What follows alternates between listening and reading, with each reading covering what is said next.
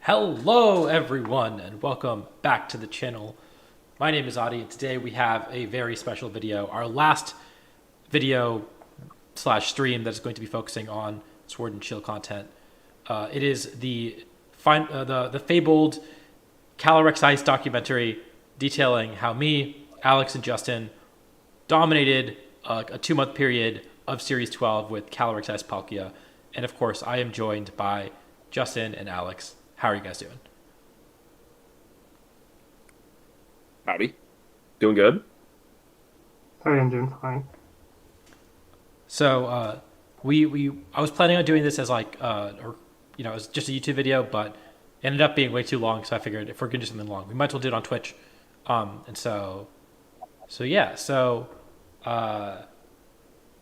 yeah, I'm not used to doing these live, but so I guess we should start with how the team got created, right? So for those who don't know, let me pull it up. We did really well at Indianapolis regionals, New Jersey regionals, and Vancouver regionals. At Indy, Alex got top 4, and I got 18th. I bubbled. At New Jersey, Alex got 2nd, and Justin got top 8. And at Vancouver, Justin and I both got top 8 at those regionals. And then a little later, Justin would go on to get top 4 at the U.S. International Championships. And so I think that is, a really, really crazy run for a team builder group. At one point, we had cut 5. We had 10 different people bring a team, or 10 different instances of someone bringing our team to a tournament. And we had 5 top cuts and 8 top 32 or better performances in that run, which is just absolutely insane consistency. And I'm really proud of what we did. So I guess we're going to talk about it. Sorry, not the greatest intro, but also not used to doing this live. Do you guys have anything to add to that? No, that sounds about right. It's finally time that we go over all this, I guess. Yeah. Yeah, I'm excited to talk about it. Okay. So starting with the team building process, because this team was really conceptualized. This team that we brought to Indianapolis was really conceptualized a few weeks before. I think it was after EUIC that we really started considering what we were going to bring to Indy. Obviously, we had been playing the format a lot. I had gotten top 32 at Salt Lake City regionals with Palkia Zacian, and then I made a video saying that I would never use Palkia again. And of course, that was didn't turn out as accurate as I thought it would. But I know me and Alex and other people were often called just like laddering, building, whatever, because we both didn't know what we were going to be running for the rest of the season. And one day it was me, Alex, and Inosh in call. And Inosh asked a fairly reasonable question, which is, why is no one using Gothitelle? Gothitelle had been really good at the start of VGC 2020, where Andrew Ding and Lukamir both did really well with it. Alex also did reasonably well with it at Dallas. He used Gothitelle, Gotharita, right, at Dallas 2020. So, I mean, it got Fake Out, which is just a crazy buff to the Shadow Tag Pokemon, as you are well aware now. And I don't think that it really saw enough usage outside of very specific teams, because it is a very hard Pokemon to build around. And also Incineroar and Rillaboom's emergence to the metagame kind of put a damper on it after Series 2. And so it didn't see much play until like Series 9, I think, when Willie and Taron used a Gothitelle Regieleki team that was really, really dominant for a while. And that was a really crazy team. Of course, Regieleki was kind of the crazy part about that, but that also kind of showed that Gothitelle is really powerful on the right team. And then it kind of fell off again, and it never really saw usage in restricted formats, which is kind of strange to me, because restricted formats are so heavily based around weather wars that controlling the weather is so important. We've seen so many teams with Mega Gengar on them, both in VGC 2016 and VGC 2019. We even saw Gothitelle cut Worlds in 2019, although I don't think it was Shadow Tag, funnily enough. We've seen... It was 2018. It was 2018? Okay. Yeah. Right, yeah. So, I mean, Shadow Tag has been so good every single time we've had formats dominated by weather that it was strange that this format dominated by Kyogre and Groudon didn't see much usage for Gothitelle. And so Inosh asked that question, and Alex, I remember you responded with all the reasons that Gothitelle hadn't seen play, because I know that you had tested it out at the start of Series 12. Do you remember what some of those reasons were? No, I don't. I have to go look back at the messages, but I do remember like the important part of the context here was that I was not a fan of the team. I remember thinking that it was like there was a lot of like issues or something, and that those reasons that I came up with were going to be like the team was going to be held back because of Gothitelle. Yeah, I mean, I think that for what I remember, the main reasons is like, okay, well, Incineroar is really good into Gothitelle, Rillaboom is really good into Gothitelle, right? They both pivot out really effectively, and that Gothitelle is fairly frail. It doesn't really it doesn't really take many hits, and so Zacian does way too much damage too. Like it's getting two shot by everything, if not one shot by everything. And then on top of that, it doesn't actually do anything while it's on the field. The best thing it can probably do is click Hypnosis, but like it really has to have something that can allow it to stick around for more than a turn, essentially, while also punishing these really powerful pivoting Pokemon that exist. And so I remember there might have been some other points, but I remember like thinking through it in that context and trying to figure out what we could do to put a Gothitelle on a team, what Pokemon would fit next to it that kind of punishes the Incineroars that otherwise just kind of neuter it, and also allow it to stick around for a while, probably through reducing your opponent's attack stat and or reducing its defensive stats. And so my conclusion was that Palkia would fit next to it, and I think that Alex also may have had a chilly reception, we could say, because I had an affinity for Palkia. I'd been using Palkia basically the entire format, so of course the Palkia guy says we should put Palkia on our team. And let's see, it is. Yo, what's up, brother? It's good to see you. Sorry, I'm reading chat for the first time. Hello, everyone who has just joined. We're doing story time. We're doing the Series 12. As you can see from the title, we're doing our Series 12 recap, all the teams we used, and how we did well with them, and we're currently talking about how we built the team for those who just joined. So I said we put Palkia next to Gothitelle because Palkia, first off, and the other thing that was that Rinyasan had been running over everything, right? And Charizard just nukes Gothitelle, right? You can't stop them from just calling the Gothitelle. You're not really doing very much. It's not sticking around for very long, and you're not really like benefiting from trapping anything when they just turn one Dynamax and kill you, right? So those were the main reasons I think. Palkia kind of solves those. Palkia OHKO's Incineroar, right? So if they lead Incineroar into Gothitelle, they're just losing it. And that was the biggest interaction, I think, that was really powerful. And it also has Max Quake and Max Whirlwind to reduce your opponent's attack stat and increase your SPDEF stat, so that the Gothitelle is almost always going to live for more than a couple turns. And then finally, it has Palkia and Gothitelle both have Trick Room, and so that allows them to Palkia to do something other than just maybe click Hypnosis or click like really weak Psychics. And so I thought those two Pokemon really worked well together. And the Palkia, of course, had been paired with Zacian for a long time. That team was a little outdated because it really had no Rinya Sun matchup. And so instead, I looked at the other teams that Palkia had been doing well on, and that was namely Calyrex Ice, right? Calyrex Ice Palkia was really common. Not really common at the time. I think it got second place at an Australian regional. Everyone was scared of it going to Salt Lake City regionals in early 2020 or 2022. And then I think there was one in top 32, and that was Wolf. It like completely flopped. I think Wolf went X3 with it too. Like it wasn't a good result. And then there were a couple in top 32 of both Liverpool regionals and at EUIC, but none of them in like much higher than that. In fact, the best Calyrex Ice team at EUIC was the Reshiram Calyrex Ice team that who was it? Forget his name.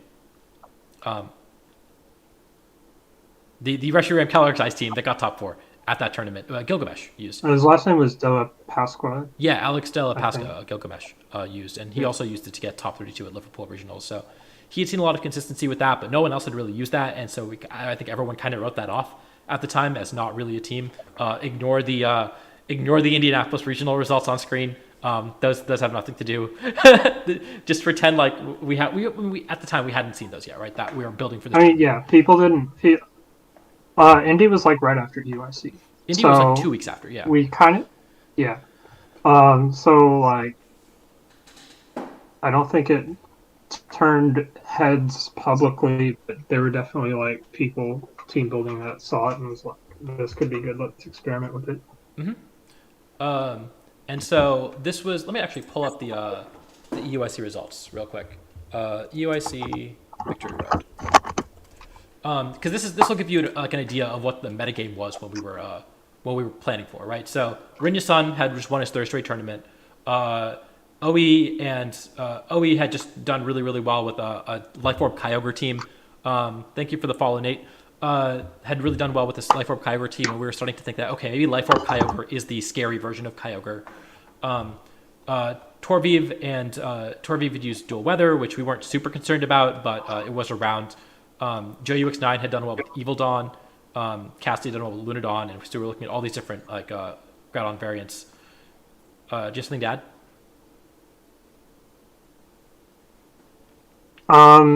Yeah. So, going back to like Gothitelle, of course you said Rinya Sun had won its third straight tournament, and that was why Palkiazation wasn't as good. Mm-hmm. I guess we'll get more into this when we actually get into the team building process. But like Palkia in its current state, Palkiazation in its current state struggled a lot with Rinya because of Gastrodon specifically. You could not safely Max Geyser the Charizard, which was like the main thing Palkia had to like. You always had to max your Palkia turn 1 into Rinya Sun. And then you had to get call their turn right. You had to are they gonna keep something in? Are they gonna switch to Gastrodon? And when they started adding play rough on Zacian, that's when it started getting a little harder. Mm-hmm. You just couldn't outdamage the Zard. Kind of spoiler alert, Gothitelle is gonna help with the interactions there, but that was kind of like Palkia's problems at the time before Gothitelle got picked up. Yeah, exactly. I know. Again, I brought Palkia Zacian to Salt Lake City, and I lost my win-in to JoeUX9, who's on Rinya Sun. Alex had not this Alex. Alex Orant caught Salt Lake City with Palkia Zacian, the same 6 Pokemon that I used. His loss in Swiss was also to JoeUX9, and then he lost in top 4 to the eventual winner. And even though he called, I think, the game 1 right, he still lost. Even though he called that the Charizard wouldn't switch, or the Gastrodon wouldn't switch in, I think, he still lost that game. Which just says, if you called the turn 1 right, you still had to play Pokemon, and if you called it wrong, you immediately lost. And that was just such a brutal way to play that Gothitelle, in theory, fixed, right? And that was the theory behind Gothitelle and Palkia and why they worked well together. And Calyrex was the natural partner because Zacian felt a little outdated next to Palkia. So that was how we started. The original version of the team was actually very, very similar to the version that we brought to Indianapolis. I remember I put Palkia, Calyrex, Ice. I looked at the teams that had done well at Melbourne Regionals, I think it was. And it was, okay, well, we got the Incineroar, you got the Amoonguss instead of Rillaboom, and you got the Regieleki. And then instead of a Porygon 2, you have Gothitelle. And so that was the team that I had put together. Of course, Regieleki Gothitelle was super good in Series 9, so I figured that would still be true. And we had just seen a bunch of people use Life Orb Eleki to a lot of success at UIC. I think Wolf got top 16 with it. Marcus got top 8 with it. I think that's right. I don't remember exactly. But we saw Life Orb Eleki do really well, both as a max and a non-max. And I figured it would be good next to Gothitelle as well. So that was the original team I brought. And I remember, again, this is maybe 2 weeks before Indianapolis.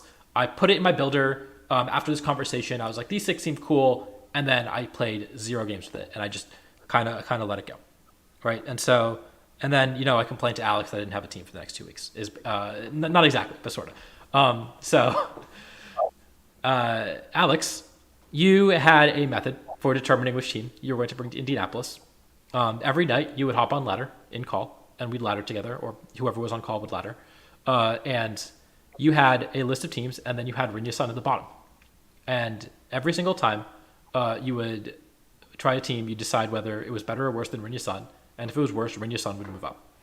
Right? You had this little this image that I don't know if we still have access to, but uh, Yeah, no, that was it was the like the Renya Sun line basically. But yeah, it would just kind of sit at the bottom of all the teams that I wanted to run. I did want to run Renya Sun, but like obviously the team had a lot of strength, and it was just like a matter of, is it better to just get good at the best team in the format, or should I try to do my own thing? And I just kept finding like, ideas that I enjoyed, but they weren't solid enough. And I do remember that like I think I like You yeah, tweeted like that. I have I probably tweeted the image out at some point, or tweeted about the idea. But You then tweeted it that you were like censoring the teams, obviously. yeah. And I'm seeing here in my builder right now the first iteration of Palkia Ice Rider Goth. I have it's titled in my Showdown builder as Desperation, and it is sitting right on top of just like a plain Rinya Sun bin team. So like it was like, we have all these teams that we're trying to decide if we're going to be bringing them, and then Rinya Sun there. Yeah, but um, yeah, I think that a couple of things that weren't mentioned so far was just like how Gothitelle really enables Palkia and Ice Rider to take the KOs that they need to take, and to use Trick Room the best. This was like something that I felt was kind of impossible with hard Trick Room in Dynamax formats, and just like the whole of Sword and Shield, basically, especially with restricted legends, is that you need to be able to take quick KOs in Trick Room, and setting up two Trick Rooms wasn't always possible. We'd later discover that, you could maybe do that a bit better with a bulkier approach to this archetype. But we wanted the Calyrex Ice and the Palkia to be able to take KOs, and those like bulky cores like Zacian, Yveltal, Incineroar, Rillaboom. Maybe those weren't the most popular teams at the time, but like Incin, Rillaboom, Zacian was like a pretty common trio, and Palkia couldn't go for a coverall move that was safe into all of them. Like you could go for Max Geyser into the Incin, but then it's a Rillaboom. You could go for Max Quake into the Zacian, but then it's a Rillaboom again. And then, if you wanted to hit the Rillaboom hardest, you'd go for a Max Wormwind, but the Zacian switches in. And these switch-ins like were very annoying. And while it does feel like they're just killing time, you are on a timer for Trick Room. Switching doesn't mean they're actually attacking you, but when Trick Room is up, then they get to start, flipping the script, reversing the damage output onto you, and now you're in danger because you don't have the speed advantage. And Gothitelle was the best Pokemon for allowing you to do that, to pin those switches, and so you're, whether you're leading Palkia and Gothitelle, and normally, as Adi had said earlier, Incineroar, one of the best switches or Pokemon to lead into a Gothitelle team because of that parting shot, that fake out, so many aspects of it are really strong. You kind of neuter that by the fact that you have the faster fake out usually on the Gothitelle, and then you have the Palkia, who is just threatening a one shot onto it. Yeah, there's a lot of things that worked really well there, and then on the flip, when you actually get into the Trick Room, you could Max Quake the Incineroar before it started cycling too many Intimidates onto your Calyrex. And yeah, Gothitelle just supported the two restricted Trick Room sweepers very well. Yeah. Yeah, exactly. And I remember like a lot of those complaints that you just brought up. I remember you were talking about those complaints while you were laddering with like a very standard Calyrex S Palkia team, the one that had been doing well, doing okay. And I think probably like the original one that Maluka built or something like that. Um, and Yeah. I was thinking like, man, I think Gothitelle solves these problems. I really do. But I hadn't tested the team at all. And when I told you that, you were like, well, test the team and see what happens. So I played a few games with it. And Amoonguss very quickly became a Rillaboom because you really did need that little extra damage output. You didn't really have great ways to break through like Tapu Fini, for example. And then I was like, oh, I think this is like pretty legit. This felt good on ladder. So then I gave the team to you. And do you remember what your first impressions were when you were trying it out? I think I remember I ended up liking it, and it was working a lot better than either I'd said, you had said. I think like at certain points we were all just kind of like doubting the team, and kind of like having to like, you know, give each other the confidence to use it. and I just wanted to get enough ladder games just for concept. But at this point was when I was like before the first regional, we had come up with the idea, thanks to Donald, of gauntleting teams, and I think that's like a major aspect into why we ended up choosing this team is that we had created the gauntlet. The gauntlet was essentially as I think Adi's pulled it up on screen now, but it was essentially a document of all the top teams and. What we would do is we would play internal best of threes against our recreations of these top teams to make sure that we had solid plans into them, that the games were winnable, and we yeah, we wanted to make sure that our team was good against the top things in the meta. Obviously, laddering has its own merit and gives you an idea of like how you're going to do against other people using a whole random variety of teams. But this is a restricted format, and the format was becoming centralized very quickly, and we wanted to be able to just kind of like heavily target what was at the top. And I mean, with Rinya winning 3 tournaments in a row, we didn't want to be the people to lose to Rinya, so that was like number one priority on the list, and then we kind of just went down from there, picking other top teams that we expected people to adapt and reuse, and making sure that we had game plans in all of them. Yeah, this was not only that, but also it meant that multiple people could work on a team together without always like actively working together. That was really important because the week before Indianapolis Regionals was I had final exams during that week. On top of that, Alex and my sleep schedule did not always line up because Alex's now wife is works overnight, so you're up at the crazy hours, 3-4 a.m. And I, at the time, at least when I was in school, had a more traditional sleep schedule. So it was really hard to work together a lot of times. We didn't have a ton of time. This meant that anyone could play games with anyone who was willing to practice. And with like these notes that you can see on screen and showing replays, it was really easy for us to maybe not play every matchup, but still learn how to play those matchups despite that. And of course, get an idea of what matchups were good, what matchups are bad, what we needed more prep with. So yeah, the gauntlet was like the secret to our success. I think a big part of why we did so well was just like this really streamlined preparation, and it meant that even though we didn't have a team until I think like a week before Indy, we didn't decide on this. Maybe even less than that. I felt like going into Indianapolis, we were incredibly well prepared. Yeah, yeah. We got to get in a lot of games, and like you said, any like lines or approaches that or I guess practice matches that you weren't there for, you got to catch up on by watching some replays and just getting an idea of how other people play the team. We got to like switch it around. We often called it being the good guy or the bad guy. It was important for everybody to get a chance in the different roles. The bad guy would be playing against the teams that you were not planning on using, and the good guy, of course, using the team that you want to be using in the tournament. And that was just like a good way to get different approaches on all the different teams. I remember at later points, we like would often default to a certain player playing a certain archetype because they understood it better. We would always, or we wouldn't always, but we would sometimes try to get people outside of our own group to make sure that we were expanding outside of, just internally testing. If like we wanted to play against somebody who was good with Colossal, then we would do that. And yeah, just make sure that we were like getting good test games in.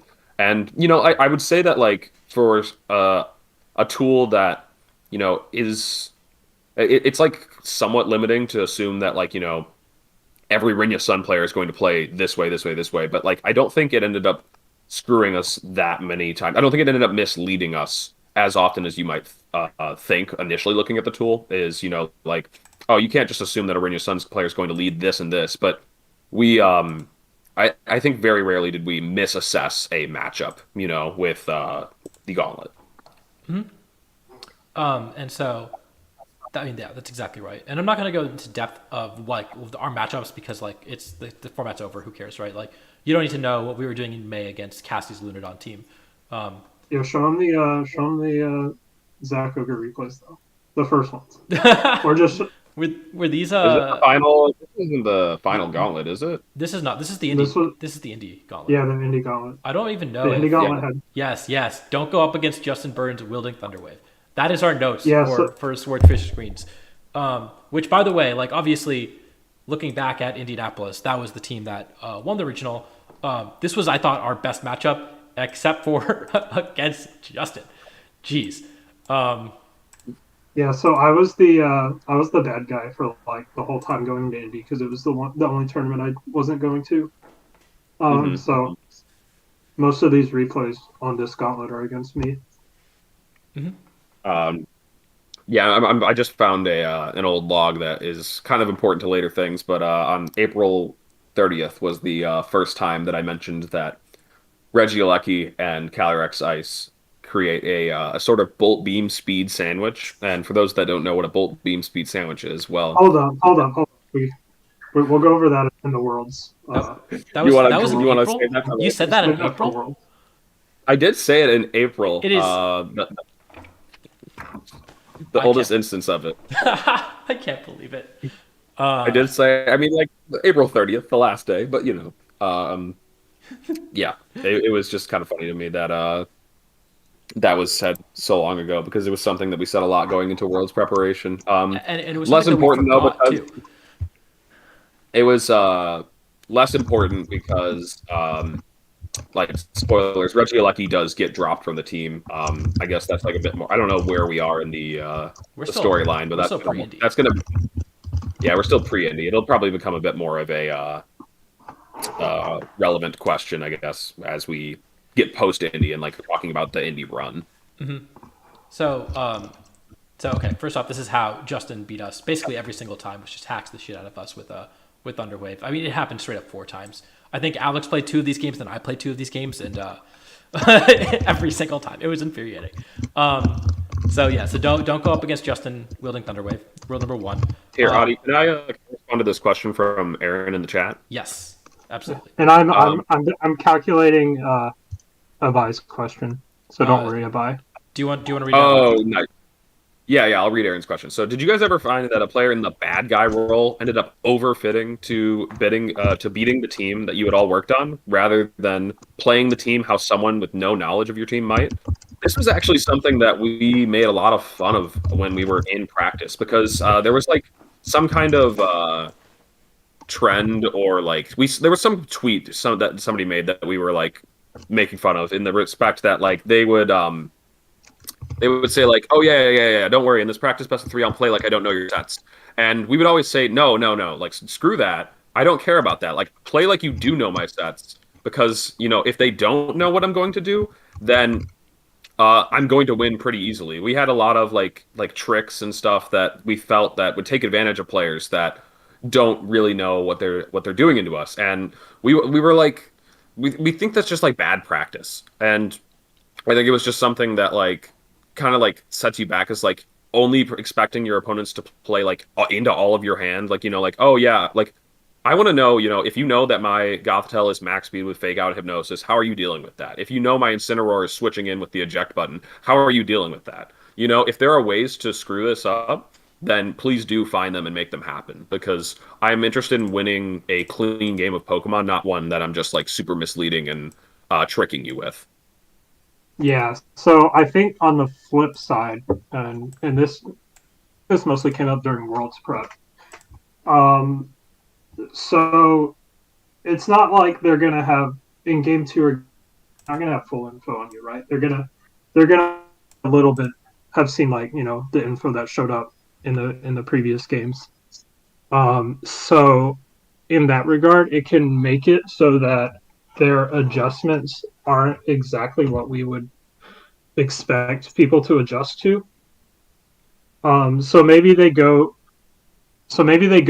go for lines like that, or maybe they go for different lines. So I guess against like really strong teams that have a bunch of different lines, like Lunadon or Rinya Sun, it can be a little especially hard. But like Alex said, we don't always want to like play like they don't know our sets. I think obviously when they know our sets, it's harder to play against. So like we do sometimes, like most of the time, we would just try to like cheat and see your whole pace and try to beat you knowing your whole pace. Another question here from Abe says, when you're practicing, do you always try to take advantage of each other's player tendencies, or do you try to ignore these? And I would say that this was like mostly taken dealt with by the fact that we ran so many games. We would run like a lot of different games, sometimes with intentional lines, sometimes just natural play. I think most of the time we would just start with natural play and just see how the matchups went. But in like certain situations, it'd be like, okay, if I fake out target A versus target B, does the game completely flip? Like, do I have a chance to win now? Am I going to guaranteed lose? And so like there were situations where we would focus more on the lines, and then there would be situations where we'd focus on the play, but we very rarely made like crazy reads that like we didn't like either discuss that this is just a 50-50, or we would oftentimes lead towards like, hey, I'm gonna make this move option here. Feel free to totally read me and mess me up because I want to know if there is a big punish to this. Yes, exactly. Like that is something that I learned from actually like Yu-Gi-Oh streamers talking about how they prepare. Is that it's preparation, right? It's not a tournament. Like there is value in playing competitive sets, and we did do that as well. Especially the first best of three was always supposed to be like a real competitive best of three. But after that, a lot of times this is practice. Like you're allowed to take back moves. We're allowed to say, okay, like we think this was the turn that made the biggest impact in the game. Let's go back and see what happens if we do different lines on that turn. We think this like specific instance of hacks was really game deciding. Let's go back and replay it and see what happens if that doesn't happen. Like we did a lot of that as well. And I mean, as you can see, not so much. Well, I mean, from like the Rinya Sun replays, you can see that we had 17 replays against, or 13 replays against Rinya Sun. We did a lot of testing against that. And we did test out a lot of different lines. Some of the other teams less so because they weren't as a high priority, but I'm not going to show all the gauntlets because they are very similar. But there were definitely like different teams where we played a lot more games against, and different teams that we didn't play as many games against. And the teams that we played a lot of games against, maybe like a third of the games were like real competitive games, and the rest were us looking at what happens if we do this, what happens if we do that, what happens if they do that, stuff like that. Yeah, and I think this is probably the best time to talk about it. But I think in the indie prep, it was less so like I was the bad guy, right? So all of this like timeline, part of the timeline is from like the bad guy's point of view. But they were gauntleting not with the this team, but like the other teams. And so I was playing against all of these teams. And Alex was asking me like, which one do you think is best? Which one is hardest to play against? And at the time, it wasn't like I could, I was playing like I knew their sets, of course, but I just straight up told them, I feel like all these sample teams I have just simply don't have like the proper resources to handle like the goth modes. Um, and obviously that would change like as we would like people saw the team and would change like improve their own teams. And like even after we dropped goth, obviously it becomes harder, but like here I don't think like like before indie I don't think it mattered. I think it was just like these lines are really really oppressive, and like the other teams are kind of less oppressive. Mm-hmm. Like I mean, Gothtel obviously Shadow Tag by nature is so punishing if you lead incorrectly, and no one had played against this team before, and so people would lead incorrectly all the time, and that was maybe the biggest strength of the team at Indianapolis. We didn't necessarily have that luxury as much at New Jersey and Vancouver, although I don't think that people had fully prepared for it even at that point. And then I think Milwaukee, which we'll talk about this soon, but I think by Milwaukee, people had figured out what they can and can't do into Gothitelle leads, which is why we ended up dropping it for Nationals, is that I think the metagame had sort of adapted to this team that, again, had 5 instances of cutting regionals at that time across the regionals, like, which is, you should prep for that at that point. I think at Secaucus even, people still were like, for example, I played Paul on stream, Paul Chua, and game 1 he led Ensign, and like I was just like I led Goth Palkia, I'm like, all right, I get the Ensign for free, and like you can't really do that into the goth versions, and people would end up stop doing that in later tournaments. But Paul had played Audi at Indy, and even playing multiple sets against the team, it was still kind of hard to adjust for it. Yep. So Ink asks, did a higher volume of games against more popular teams ever become problematic for you guys? Did you ever consider yourselves if you considered yourselves to have over prepped? I don't think so.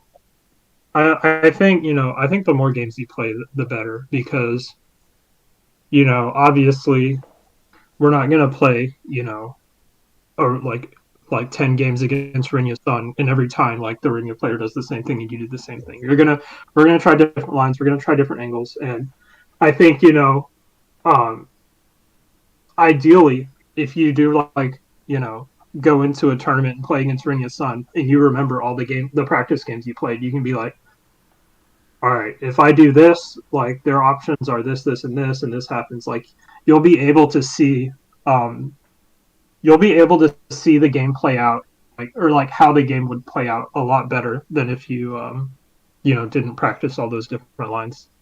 Um, I don't know if there's a downside. I think the downside is what Aaron said.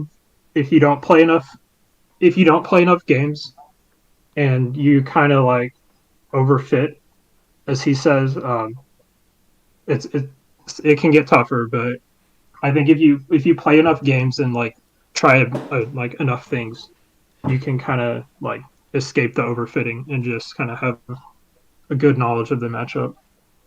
I think that I can think of one instance of overfitting across the entire season, and that was at Worlds, and we'll get to that eventually. Yeah, unfortunately, it was at Worlds, but we can get to that.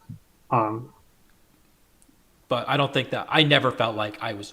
I certainly don't think like I over prepped for any team leading up any of the regionals or at nationals. Even though I didn't do well at nationals, like I felt like all of our prep, honestly, genuinely, all of our prep came up, and I felt prepared for almost every team that I saw, and that was a huge part of our collective success. Yeah. As an aside, I do have an answer for Levi's question. I believe the total prize money one was like $4,250. If you include like me and Alex getting a travel award and a stipend, that goes up to $8,750. Damn, that's crazy. That's a lot. I did not win nearly enough of that money from building the team. I think one last thing to add on the over preparing for top teams or anything is that I think that there isn't such a thing really. Like at the worst, you might like slightly mislead yourself for game one, but at the end of the day, we're all like playing Pokemon, and in a normal format, you're going into a game with no hard game plan lines. You're kind of thinking about what you're going to be doing in team preview. Obviously, you have like general approaches to different archetypes, and this is a lot different in a restricted format. But I think that like you're only giving yourself a better idea of how the match is going to play, and that if you ever have to adapt, you're back to just playing regular VGC. If they do fall right into your hand, and if they fall right into the lines of prep that you were building into, then things will just work out. But if they don't, of course it's just VGC. Then you're just trying to prove that you're a better player or not, and I don't think there's anything wrong with that. So I guess going back to Indy, and feel free to fire off more questions in chat. This is amazing. We're here to help you guys, or to teach. I don't know. I guess we're here to talk about our season, but also like explain our preparation. I do want to talk about the Rinya Sun lines, because we thought that lead Goth to tell Palkia it's going to beat Rinya Sun, and we very quickly found out in testing that that was not the case. And so we ended up creating this like really convoluted game plan that we thought very consistently beat Rinya Sun. And it's why, if you look at this team, we have eject button on Incineroar, because again, if they just nuke the Gothitelle, they do beat us even if we set up Trick Room. And it's also why our Palkia, if you look at the EV spread, it's 252 HP, 172 spit def. It is super specially bulky. not something that was very commonly seen at the time. And the reason is because they also could reasonably. We needed to live the max airstream from Life Orb Charizard in order to win, because maxing the Palkia turn 1 was not a winning line.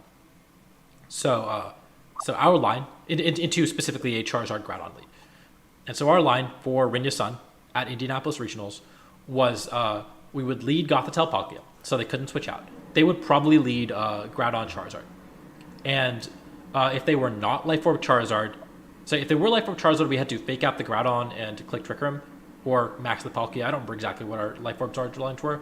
At that point, Life Orb had fallen off a little bit, and our line was we would switch out Gothitelle into Incineroar. They would Wild Fire Gothitelle. We would eject button back, which is now Incineroar. That we would eject button back into Calyrex Ice now. We click Trick Room with Palkia, and then we'd have Palkia and Calyrex Ice next to each other in Trick Room at a reasonably high HP stat. At which point, we could max Hailstorm the Groudon, which may switch out, may not. If it doesn't switch out, it dies, of course. If it does, it goes into Incineroar. That's fine. We Hydro Pump the Charizard, and the Charizard, after a turn of Solar Power, goes down to a Lustrous Orb Hydro Pump with 76 special attack. And that was our like crazy convoluted line that 85% of the time beat Rinya Sun, at least turn 1. Or at least game 1.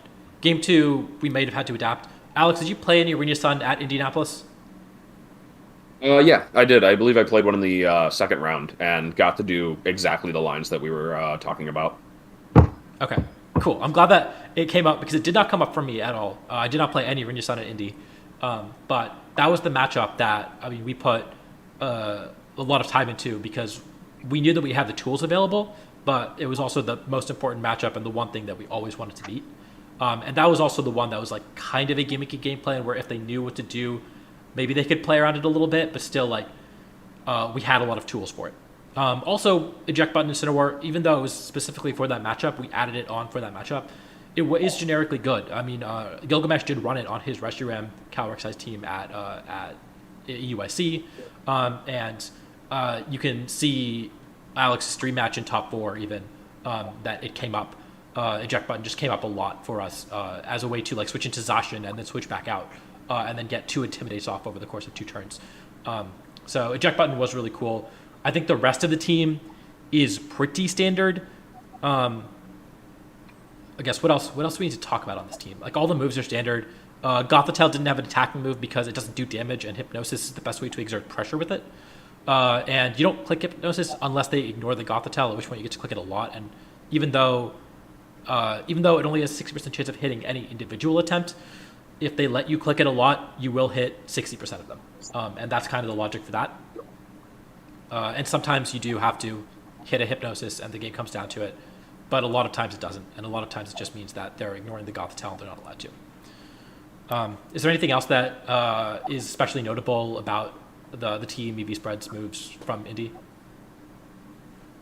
No, I mean, like, if we're like, is this the moment to now talk about like the differences in our runs, or no? Yeah. Let's talk about Indy. So Indy, I'll give you my story for Indy, which I think I have pulled up here. Nope. Okay. Where is it? Here? Yeah. Okay. So Indy Regionals was it was right before finals, right after finals. I had my last final on Thursday, and then literally I had my last final, and then I drove to the airport to pick up Rajan. My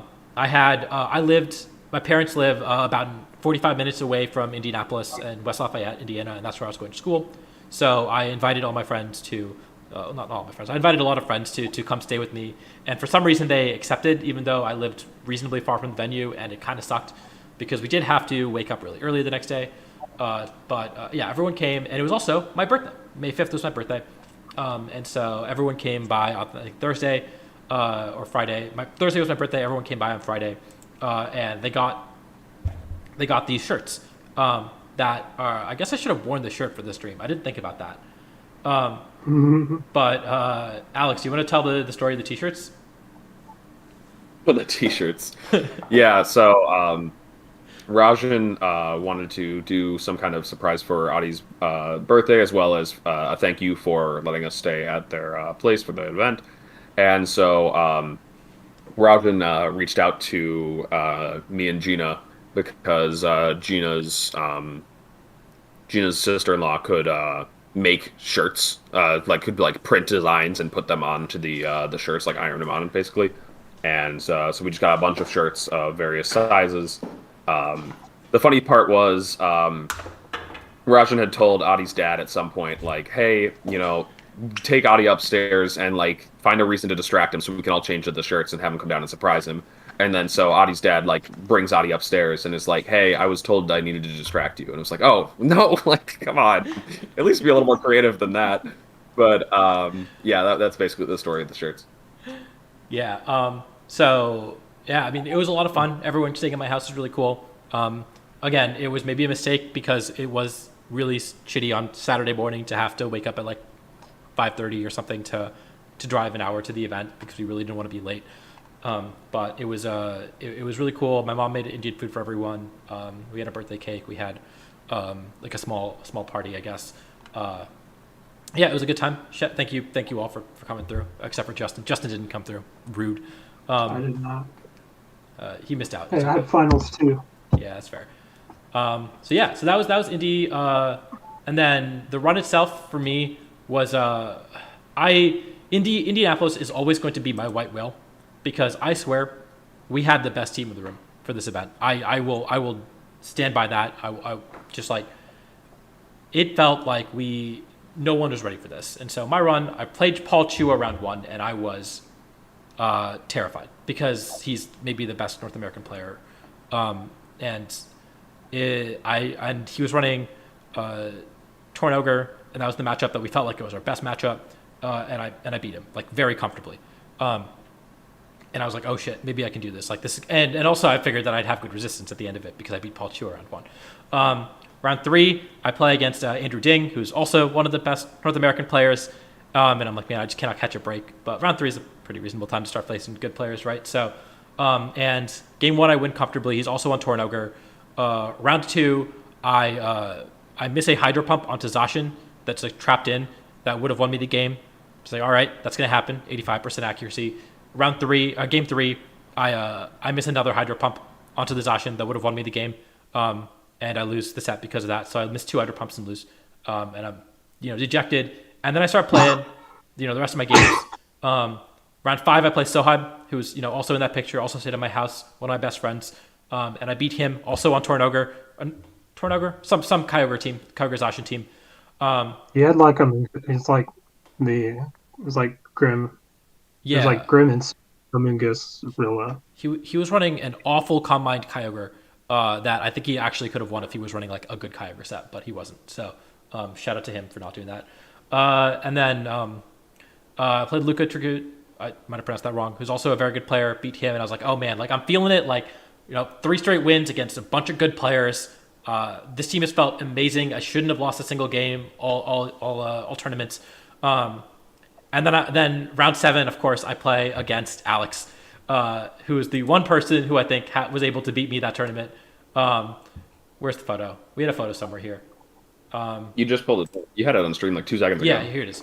So we play each other at X1, and he wipes the floor with me.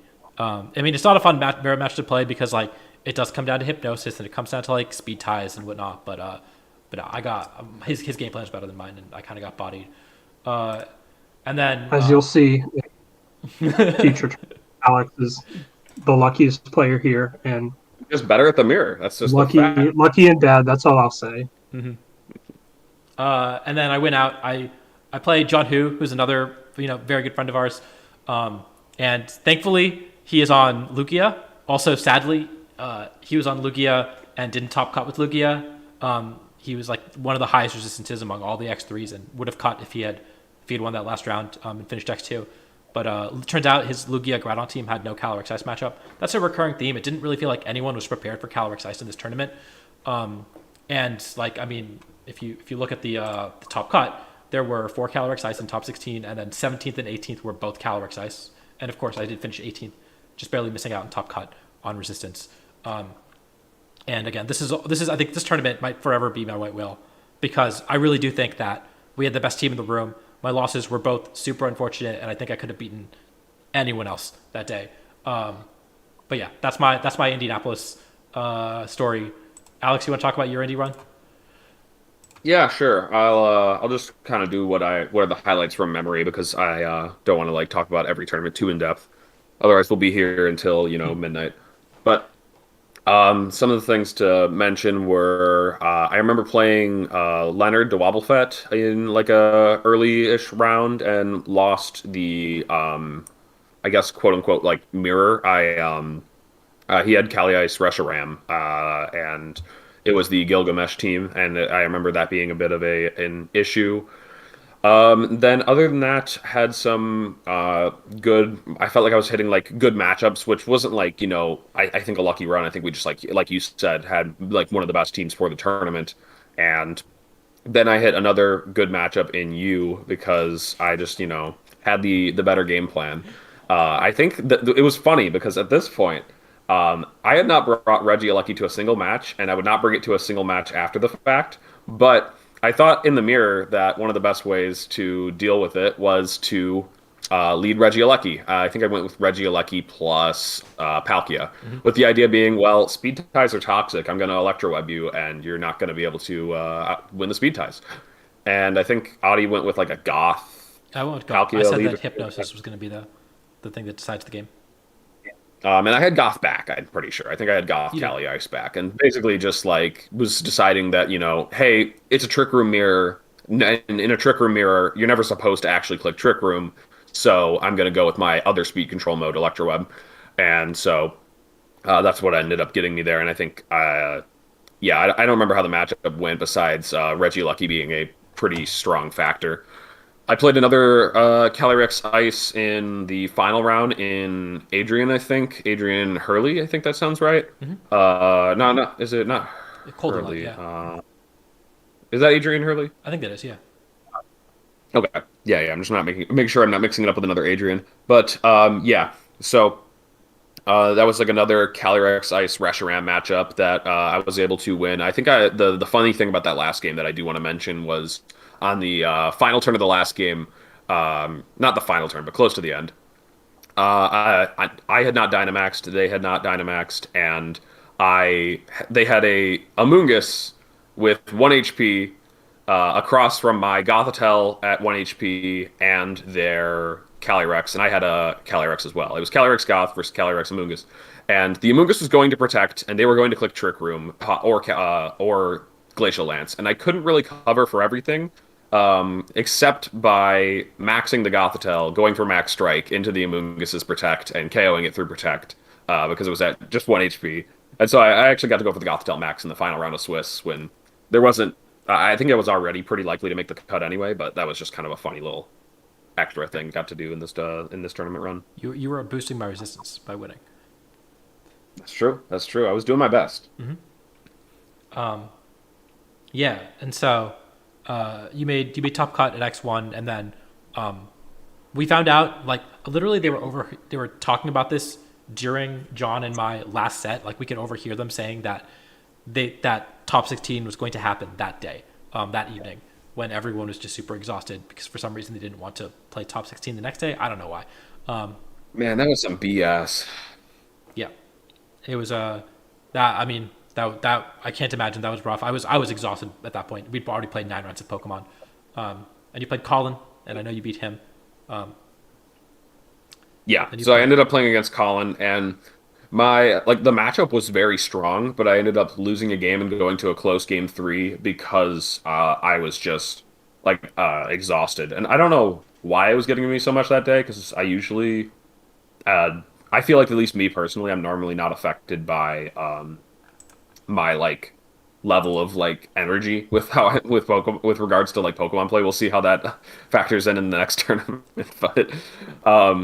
but yeah, I was just getting kind of owned by Colin by just kind of calling everything right, and I still just was able to take it because it was a matchup. And then I guess I can just talk really quickly about Top Cut the next day. I got to play against Paul Ruiz for the first time, which was really cool. That matchup was on stream, and once again just showcased how strong the team is into the matchups that it's supposed to be strong into. And then the next round, it showed, the best way to deal with matchups that are sketchier, which is click hypnosis and hit. And unfortunately, I did not. Um, Ended up losing to Jeremy, and that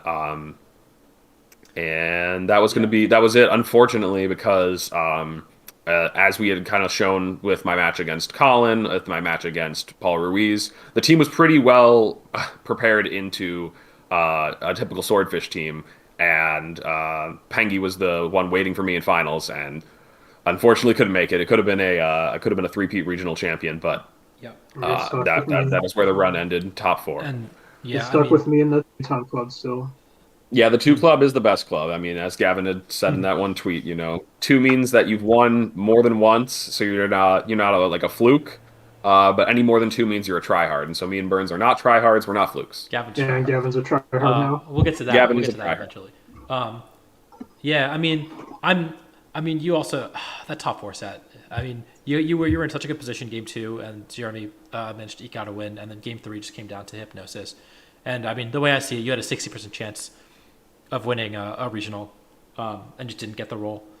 But that's I mean that is what we were saying. Like hypnosis, sometimes you get to click it as a consistency move. Sometimes you just have to click it and hit it, and it doesn't always roll your way. Yep.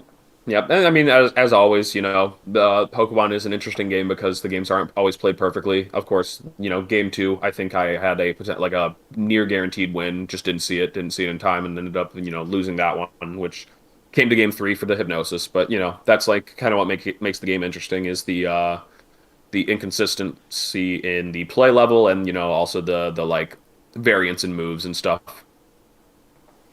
We have a question. Was the Pikachu medal made of gold? No, it was not, but it still tasted pretty metallic, I guess. His was bronze. Yeah, I do have the bronze one and I have a silver one. So hopefully, if they're going to still be using these medals in the next season. I got to give me a gold one. And I'll have the full collection. Damn, it's gonna be so sad when you get another silver one in San Diego. Oh man, yeah. Why? Who am I losing to in finals? Mm-hmm. To me, of course. I'm winning San Diego. Okay. Yeah. But yeah, here's a squad with Alex right in the middle. I don't know. Like Indy was a lot of fun, even though both of us could have very easily had slightly better performances. It was a lot of fun, and it really got to showcase the team, put it on the map. Yeah, and then we had 2 weeks. 2 weeks before New Jersey regionals that was coming up. Did NPA happen? NPA end after that? Oh man. Okay, so apparently I won NPA championships right after Indy, which was crazy. I thought it ended before Indy. I mean, I'm looking through my Twitter, and apparently because I'm pretty sure Leonard brought like his team to finals, and then he used it at Indy. He brought it to semifinals. He brought it to semifinals against Gavin. Oh, okay.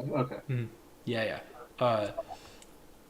Yeah, I remember that. It wasn't Leonard. It was maybe Leonard brought it to finals. It was Jeremy. Jeremy beat Gavin in finals with the team that he used to get second. Oh, okay. I mean, Leonard was using the same team. I'm pretty sure. Yeah. I mean, Leonard was using the Alex team, I think, or De La Pasqua. Yeah, they were slightly different teams, but they both were talking about it in the puppies. They both were pretty high on the team. So yeah, okay. So that was Indy.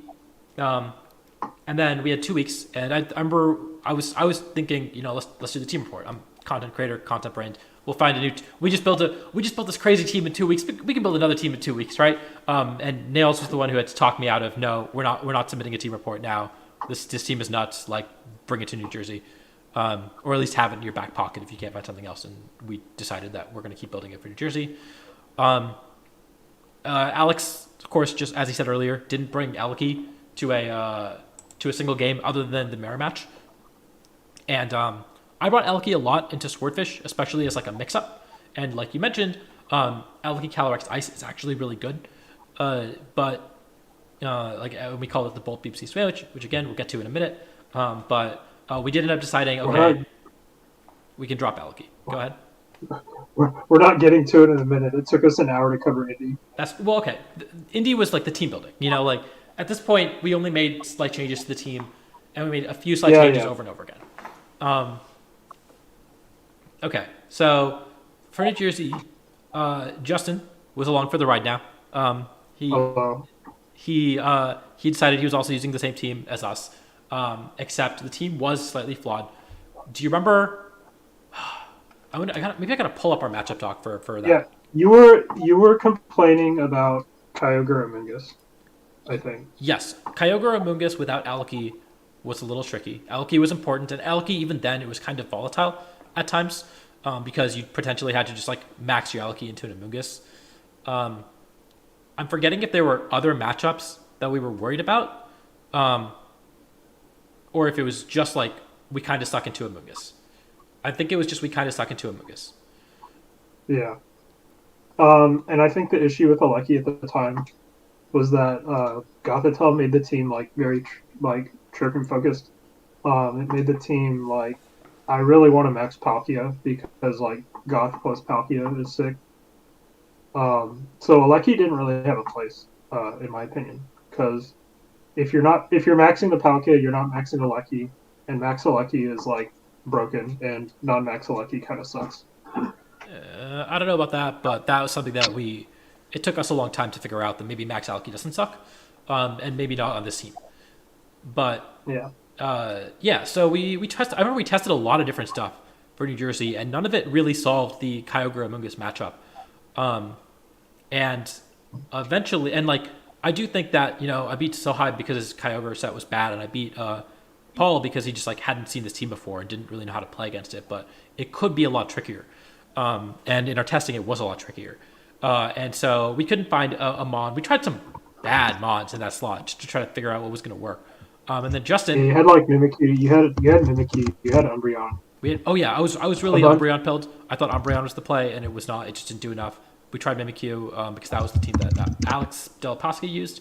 And then out of nowhere, Justin is like, "Yo, we're using Alchemy." I don't think you ever provided a justification for this. I said no. Oh, I'm trying to find the. Let me find it. Okay. So I was like, I thought that all the like mons listed to beat Amoonguss were just like momentum sucks. Like if you have it on the field, you just exert no pressure. And this team is like, the whole point of the team is like we use Goth to like make it so you can't switch, and we can beat you in a single trick room. So they're just I was kind of like joking when I first posted it. I'm just like Sweet Veil Alchemy with baby doll eyes. And we end up not having baby doll eyes, but Alex immediately goes like, Burns, you're a genius. And then immediately starts talking about like how Mimikyu might do what we need, and but eventually we come around to using alchemy. And this is like the Wednesday before. Like this isn't just like in the middle of our prep. This is like towards the end. This is towards the end. Well, I think an important part of it is just like with like regards to like the Mimikyu thing is that like I kept reiterating throughout I think the whole process is that I really did not want to use bad mons, and like I think I was maybe considering Umbreon a bad mon. I don't remember what was and wasn't a bad mon. There was a lot of bad mons though that were like getting tossed around as solutions, and I was like, I want to like just have a team of like good Pokemon so that the team can be flexible and so that it doesn't rely on super heavy niches to beat certain things. Like there are enough good Pokemon in the format that we can solve this without having to rely on like a weird Sableye or something. Oh, the other thing that Alki was there for was Eviltal. We felt like we needed a little bit of help against Eviltal, Eviltal Zacian specifically, and so that's why Mimikyu and Umbreon were in consideration. Is that they actually do reasonably well into Eviltal, and of course Alchemy also checks that box. I mean, so my thing about the alchemy was that like I said, the other things are momentum sucks. If you have alchemy on the field, if you don't have anything to do, you just click decorate into like your restricted Pokemon, and now they're like one-shotting everything. Mm-hmm. And that's like synergizes with Trick Room being limited. You got to get your KOs in before Trick Room expires. Yeah, and I think Alex and I were both skeptical, and then we played one practice set, and it just popped off, and we're like, oh, okay, I guess we're running Alchemy. I mean, it was so close to the regional, we didn't have a better idea. That was the mod, and then we spent the rest of our prep time figuring out which alchemy form we would use, and we each had different opinions. And And by each had different opinions, I mean that Justin had a different opinion, and Alex had a different opinion, and I had a different opinion, and then Alex decided that my opinion was correct and stole my alchemy. That is what happened. Hey, I consulted the wife 'cause she's got better opinions on aesthetics, and she was like, "Okay, yeah, no, that's the one we need." And I was like, "All right, you don't actually care about your aesthetics as much as I do, so I'm grabbing this." All I'm saying is, if we trade alchemies, I think I cut this regional. Your alchemy was just better than my alchemy, and that was That's Justin's probably alchemy. true. Bro, his alchemy got clapped in our mirror. It was the other. It was the other ones that beat me. Comment down below with your favorite alchemy form. And yeah, so we had okay. So the lead up to New Jersey was crazy. I'm gonna let Alex talk about his, but first I'm gonna tell you my side of the story because we both, of course, live in the Midwest. He lives in Chicago. I lived in Indiana at the time, and so I was flying out of Indianapolis, and I'm at home, and I get a notification saying your flight's canceled, right? And so I'm like, oh shit, that's not good. But thankfully, like, no big deal. They rebooked me on a flight to, I think, Boston that flies into New Jersey the next morning. And I'm like, that's not going to, or New York the next morning. And I'm like, that's not going to do it. I'm going to miss the regional if I do that. So I call the company, forget which airline it was, and say like, hey, you have this other flight to this other New York airport. Can you just put me on that instead? And they're like, yeah, no big deal. You're good. And so I get to the airport, and then I hear when I'm waiting in line that flight is also canceled. And so I'm like, now I'm starting to panic. And so I lived in DC for a year, and I have a lot of friends in New York. So I ended up taking a bus to New York a lot. I was familiar with the fact that DC to New York, Philly to New York, Boston to New York, they all have a ton of buses.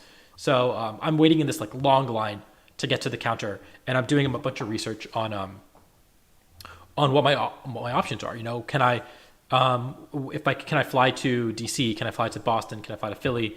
Take a bus to New York like overnight. And so I have all these options written out, and I'm in Discord chatting as well at the same time.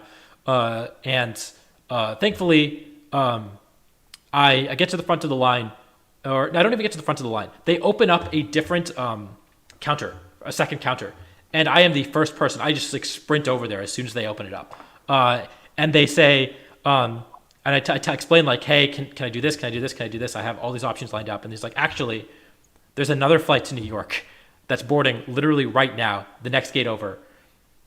Do you want like I can put you on that because they had like 3 seats open and they were all individual seats and they couldn't put families on it, so they put me on it, and I lucked out, got the last flight to New York that night. I got there like 11 p.m., which kind of sucked, but at least I got to New York. And of course, Yo, can I tell my story before Alex goes? Yeah, go for it. Mm-hmm. Yeah, I had a nice comfy flight from Little Rock to Charlotte, and then I had a nice comfy flight from Charlotte to New York. And that's my travel story. Nice. Nice. No, nice. And so Alex, of course, also flying out of the Midwest. There were no storms in the Midwest. The weather was fine in Indiana and Chicago. But Alex, do you want to tell what happened to you? Man, it's been so long that I don't remember all the details, but I'm gonna I've got the Twitter thread up if you want to read do my it. best. I'm gonna do my best. Wait, what'd you say? I've got the Twitter thread up where you detail it if you want to read through it. Wait, I do have did I Oh yeah, I did like just describe it all, huh? Mm-hmm. I guess I could yeah, we'll have that on stream, but I'm not gonna read this. I'm just gonna like just re-describe it, but I'll look back if I need notes.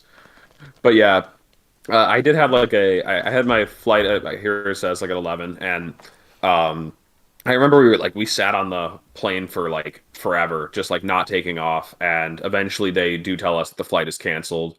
And I get into this really long line to rebook it, only for me to get to the front. And then they like, when they're finally helping me, they can't find a flight to get me there except a Baltimore flight that is boarding in 30 minutes from now, and it's across the airport. So I have to we like sprint with our luggage and make it there, and I get to Baltimore, which is not quite New York, not quite where I'm trying to get, but.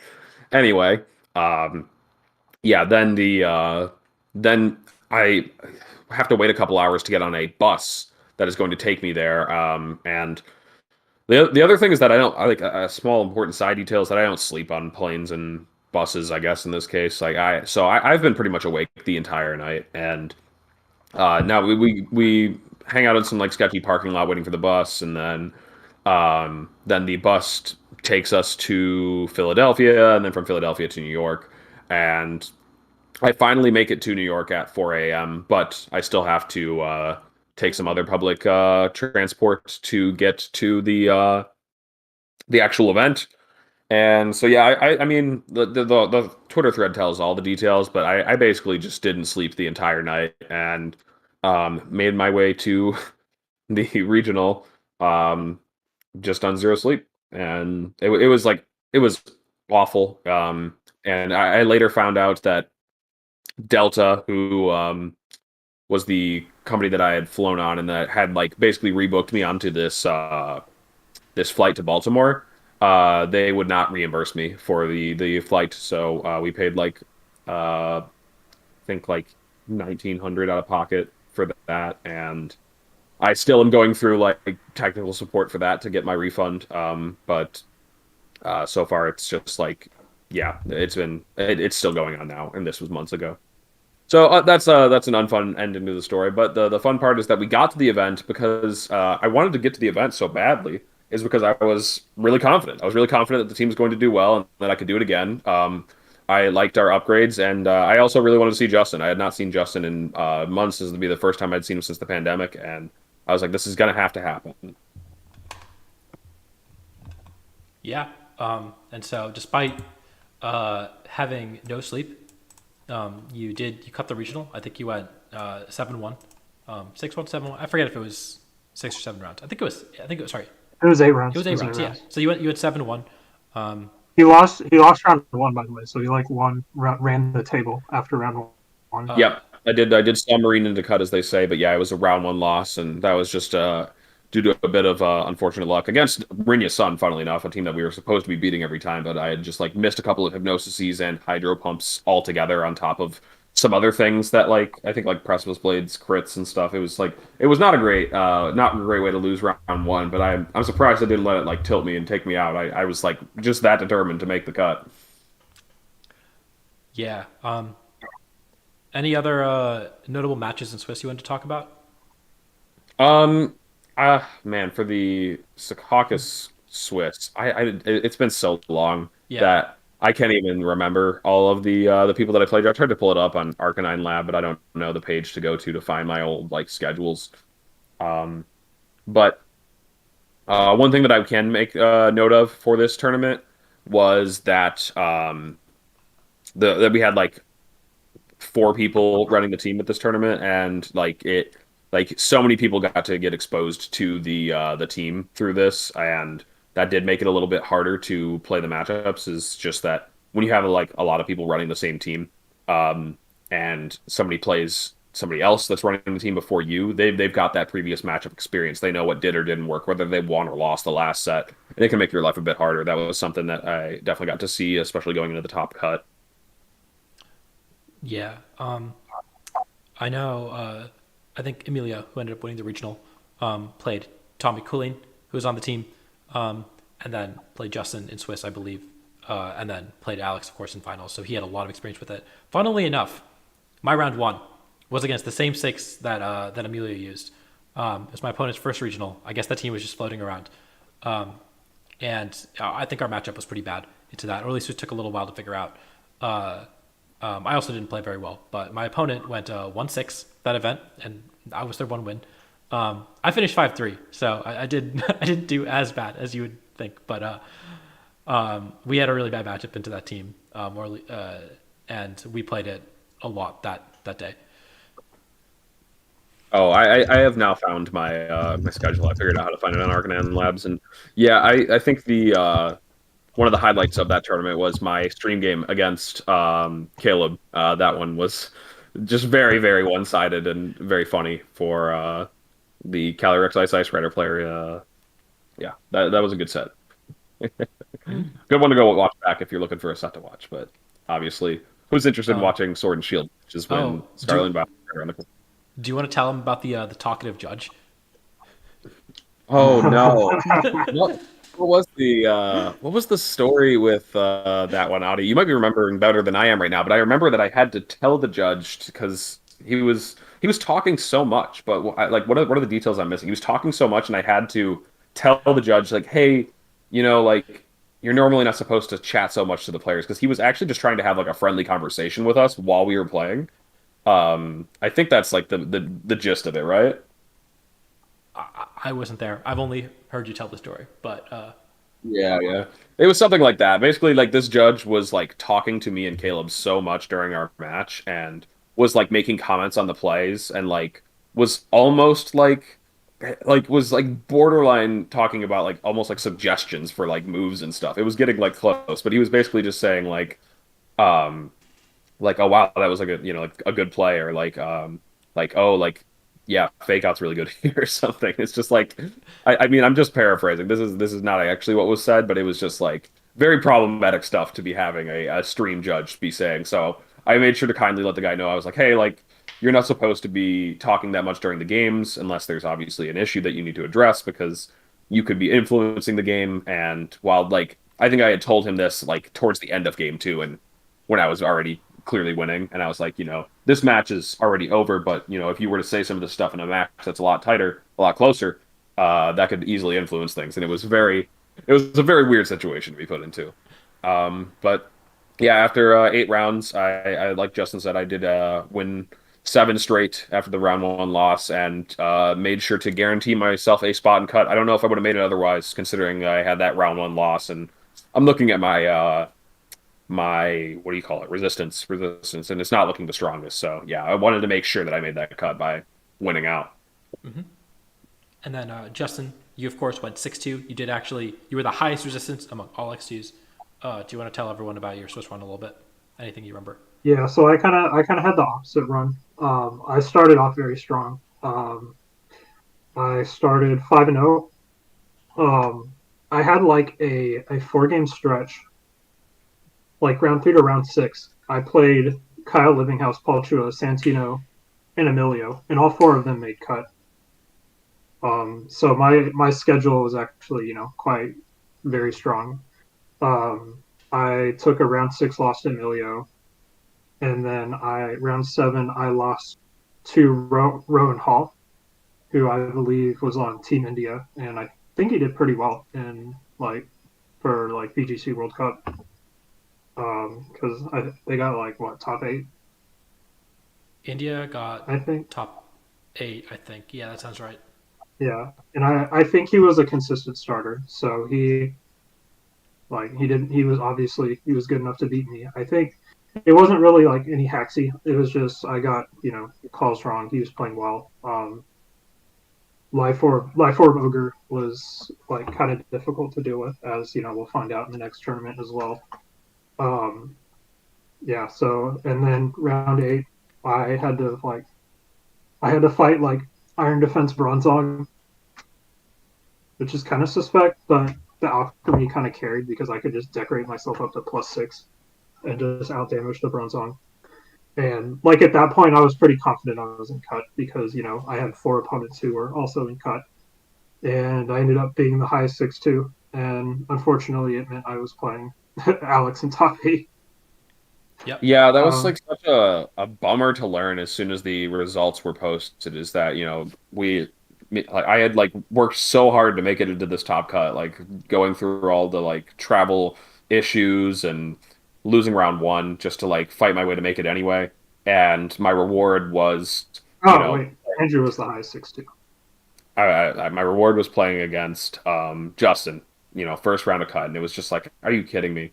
Such a gut punch, especially after the last tournament having to play Colin in the first round of cut, and that one being on the day of. Like this was just like a step above because I was playing against Justin with the same team. I was gonna have to play the mirror again. Yeah, and to make matters worse for me, um, obviously we turn in our switches for hack check. They call us back. They call me specific. They give everyone switches back except for like me and Kyle, and they tell us to come like wait for them. And so they come up. They tell me that my alchemy was uh, it was not marked Gmax on my team sheet, and I had a Gmax alchemy in game. So obviously I was going to get a loss for top 8. Um, and I was I was allowed to keep the alchemy, but I had to like the next day I had to like bike around for like max soups and for like the max mushrooms in game and on Gmax my alchemy before we played. So that was like pretty frustrating, um, especially in a mirror if you're down a game and usually the mirror just comes down to you've got speed ties, you've got your like fake out speed ties, you've got your Palkia speed ties, all that stuff. Like if you're down a game, you're very unlikely to win because usually one person will have things go their way and they'll take game one, and then the other person will take game two. But I had to win, both game one and game two to move on. Yeah. And obviously the match kind of showed that because I win game one, I win the fake out speed tie. Game two, I'm in a pretty good position, and then hypnosis does hypnosis things, which It's true. it happens. Like obviously, only one person can win. Whoever wins, we're just gonna support them and try to get them to win the tournament. Yeah. And I mean, I guess one advantage is that you guys didn't really have to prep for each other as much, and so you had the time to work together to prepare for the other opponents in top cut. Yeah. Yeah, Alex. Oh, and then I ruined Arcanine Labs for everyone because now everyone had to like. It's not default non Gmax. You have to actually click the Gmax button on all of your Pokemon to toggle off or on. It's fine. We don't have to worry about that anymore. It's gone now. Dynamax Yeah, is that's gone. true. Sorry about that, everyone. I'm just there's a regional winner every tournament. There's not like causing an entire team sheet to change for literally everyone. That doesn't happen every tournament. So really, who's the real winner of Secaucus? Do you guys think that instead of getting like Gmax forms for the next game, we're gonna get like G Terras, where like you turn into two types and you wear True. both hats? True. What are going to be the Oh, special God. Terra forms? You know? Yeah. How are they going to make you buy the DLC? Um, real quick, we do have like a kind of a team question. How was the team in the Cartana Pharaoh without Flamethrower Palkia? I think it was fine. Ferrothorn, you usually like Ferrothorn. You can KO like. Okay, so I think for the current iteration, Ferrothorn, you would just like click Hypnosis, right? You click Hypnosis, you click Decorate, and you power through it. Yeah. There wasn't much Cartana back then. But like I believe we were testing against Cartana teams, especially with like the Zach Ogre. Actually, I do remember we tested against Cartana, like the Cartana Amogus teams. We would just like kind of brute force, just set Trick Room, decorate your Palkia, and you're one-shotting like even max Cartanas. Mm-hmm. Yeah, does go crazy with a Decorate boost. Yep. Like obviously the different variants of the team have different strengths and weaknesses, but the ability to just say, "I'm going to decorate through problematic Pokemon" was a really cool aspect of this team. Excuse me. I guess to wrap up this tournament, I went on to play Paul Chua in top 4, and I believe it was a 3-game set, with one of the games being like the craziest, luckiest games of my life. Where I don't even remember. That's another one you just got to go back and watch. But I think like a lot of things were going my way with like Hypnosis max sleep turns and I some other really dumb stuff. I do remember Yeah. that game. Go ahead. That crazy game. I think it was game 2 that you were so far behind, you had no business winning. There was one turn where I did not go to the venue on Sunday. I was in a car with Sohaib and Rajan and Mike D'Angelo. No, Mike. I think it was Mike. And we had the stream open, and Joe Brown, the commentator, is like, "Oh, if Paul just maxes the Incineroar here, he always wins." And that's what like me and Roshan were also saying. Like, oh, he just maxes the Incineroar here and he always wins. And Paul just did not see the line, and I think he maxed the Feeny or something. That was like a -3, and yeah, and you mentioned clutch it out, which great, but like I don't know, he just like that was not a game that Paul was supposed to lose. I don't know how else to describe it other than Paul throwing, but also like you did make all the moves that you had to keep yourself in the game. It was very funny, very stupid, decent one worth watching back, I think, in my opinion. And then in the third game, I ended up employing some kind of weirder strategy too, with using like Max Rillaboom to deal with the opposing Calyrex as quickly as possible. And I think that also worked out really well, again, because of hypnosis. You know, like when you're in these matchups that are a bit more even, a bit more mirrory, hypnosis definitely gets to come out. Because we were this team was built to be more offensive than the other Calyrex Ice variants, and so you had to rely on hypnosis because like you couldn't play the long game. You had to take KOs fast, and I think that was the main way that the mirrors were going down with this iteration of the team. Um, Oh, and to answer the chat, yeah, we I did play Paul on stream, so like both of us played him on stream. Funnily enough, um, game three, both of our game threes were pretty similar, um, in the sense that like we maxed our Palkia. Wait, did you max? You max Rillaboom More in game detail three? is the alchemy, right? Yeah. So I put like Spadef boosts on the Alchemy and just like started clicking Dazzle and Gleam above. And I think Alex like he also would just like was just clicking Dazzle and Gleam so many turns in a row with the Alchemy. And like the chip ended up adding up and like winning the game.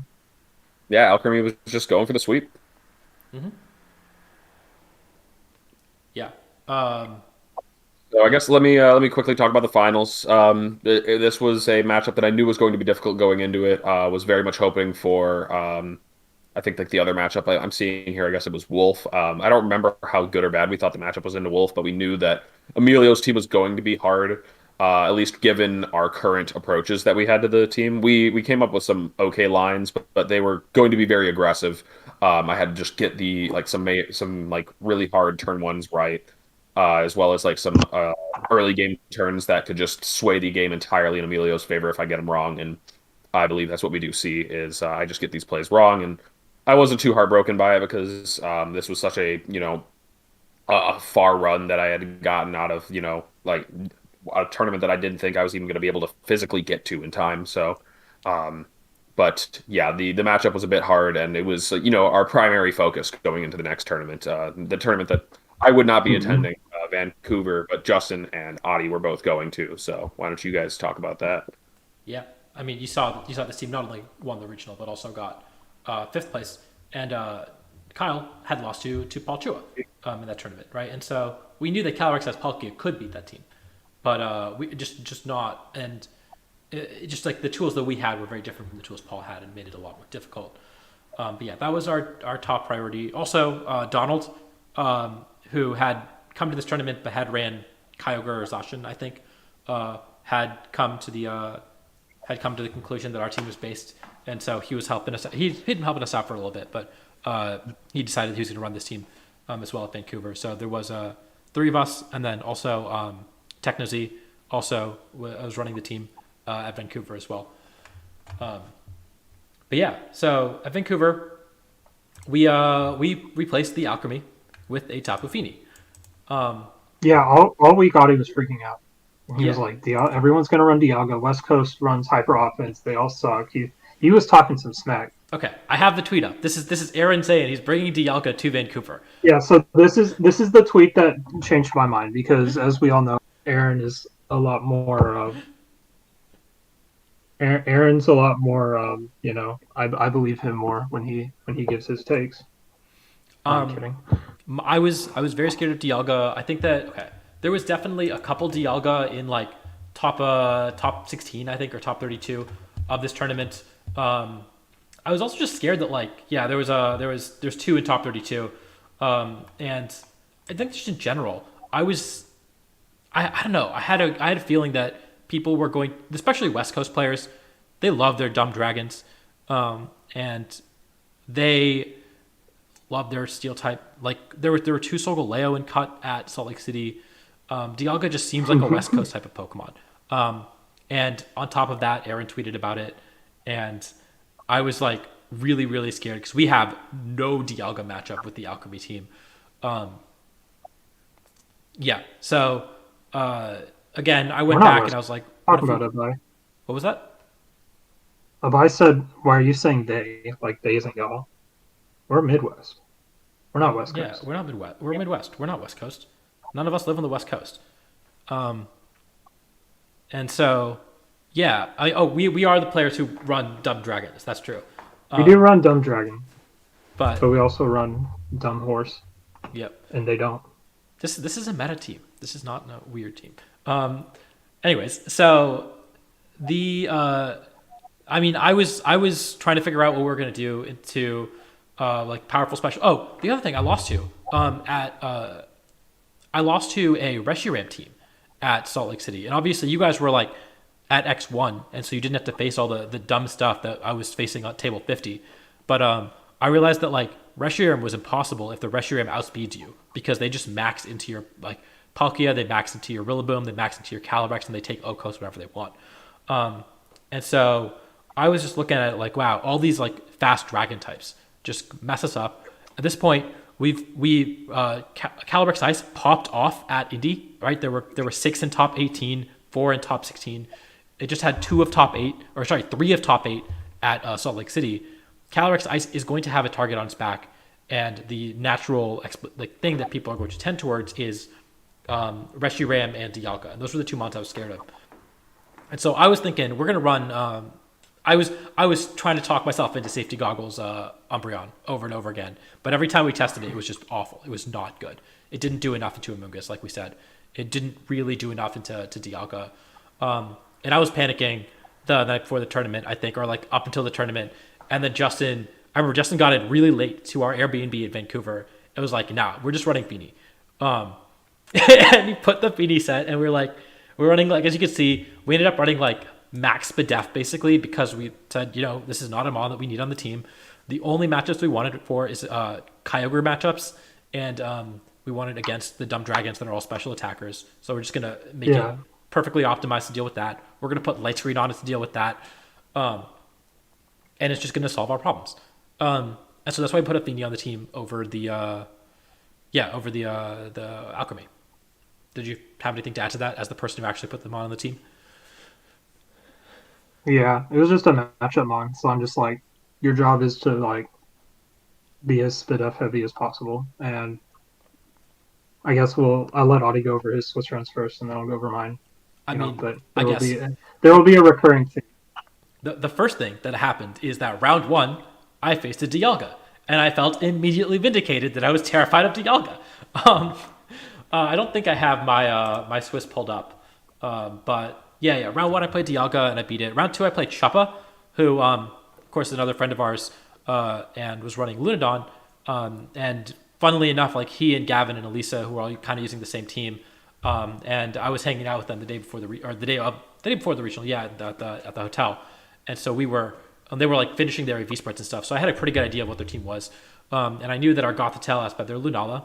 And so I clicked Hypnosis a lot, and I hit most of my Hypnosis, and I won the game. And then I played another Lunadon, and I beat that also just by clicking Hypnosis, because their Lunala did not outspeed our Gothitelle. I think that was the last event that you could ever expect a Lunala to outspeed a Gothitelle to outspeed a Lunala, because at that point, hopefully Lunadon players were like, oh, we should probably just like put the 2 extra points in speed to outspeed Gothitelle. If not running like max speed Modest, like I think Cassie was running at Worlds. I don't remember the rest of my matches. I played Jean-Marc in round 6 at 5-0. It was a 7-round regional, and I beat him. He was running like standard Pengi team, which of course we had like 100-0 matchup to basically. And so I beat him pretty easily. Thankfully, he top cut anyways, because he's a good friend of mine. And then the round 7, I play Izzy, who, again, we're also friends, and we both had guaranteed top cut, so we were just chilling and having a good time. But Izzy had beaten Justin earlier in the day. Spoilers for Justin's story. And so my priority there was like, don't worry too much about winning or losing. It doesn't really matter. Try to figure out if we have lines into the team, because that was Kyogre Amoonguss, and that was kind of the story. It was like Tapu Fini we thought would kind of help that matchup. We already in theory had a good matchup into it, but we were really struggling into Kyogre Amoonguss with the Fini, because the Fini is not a very proactive mod. It doesn't really do very much. It just kind of sits there, and clicking Nature's Madness is not enough when they're redirecting it into an Amoonguss and they're switching out and they're getting their regenerator.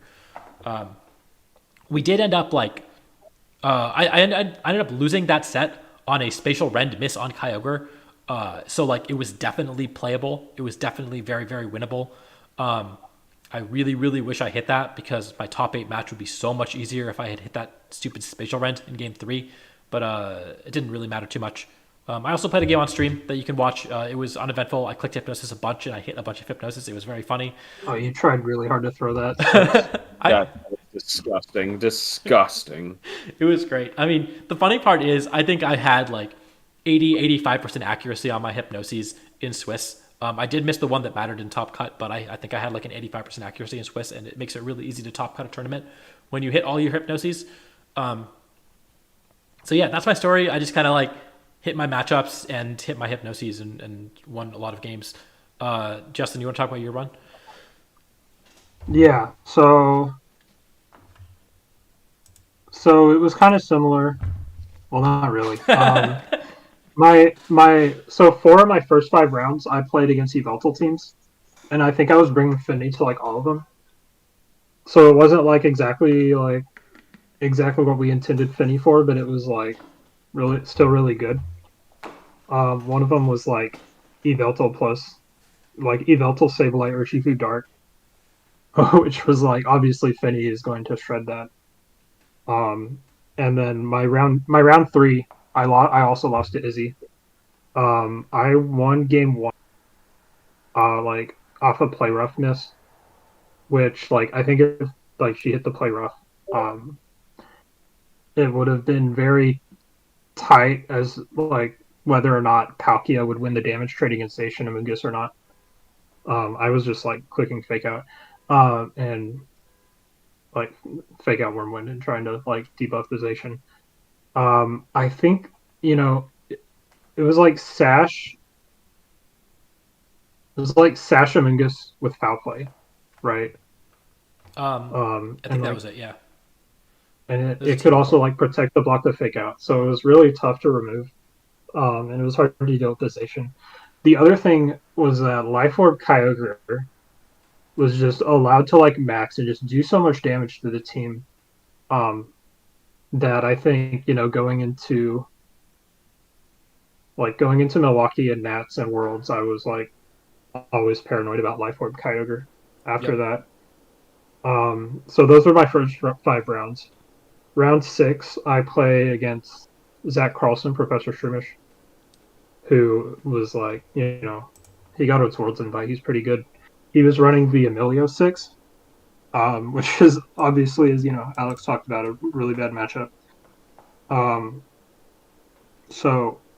But I think, after talking with Tommy, since Sikakus, he felt like Palkia Cali Ice was, was like the best lead.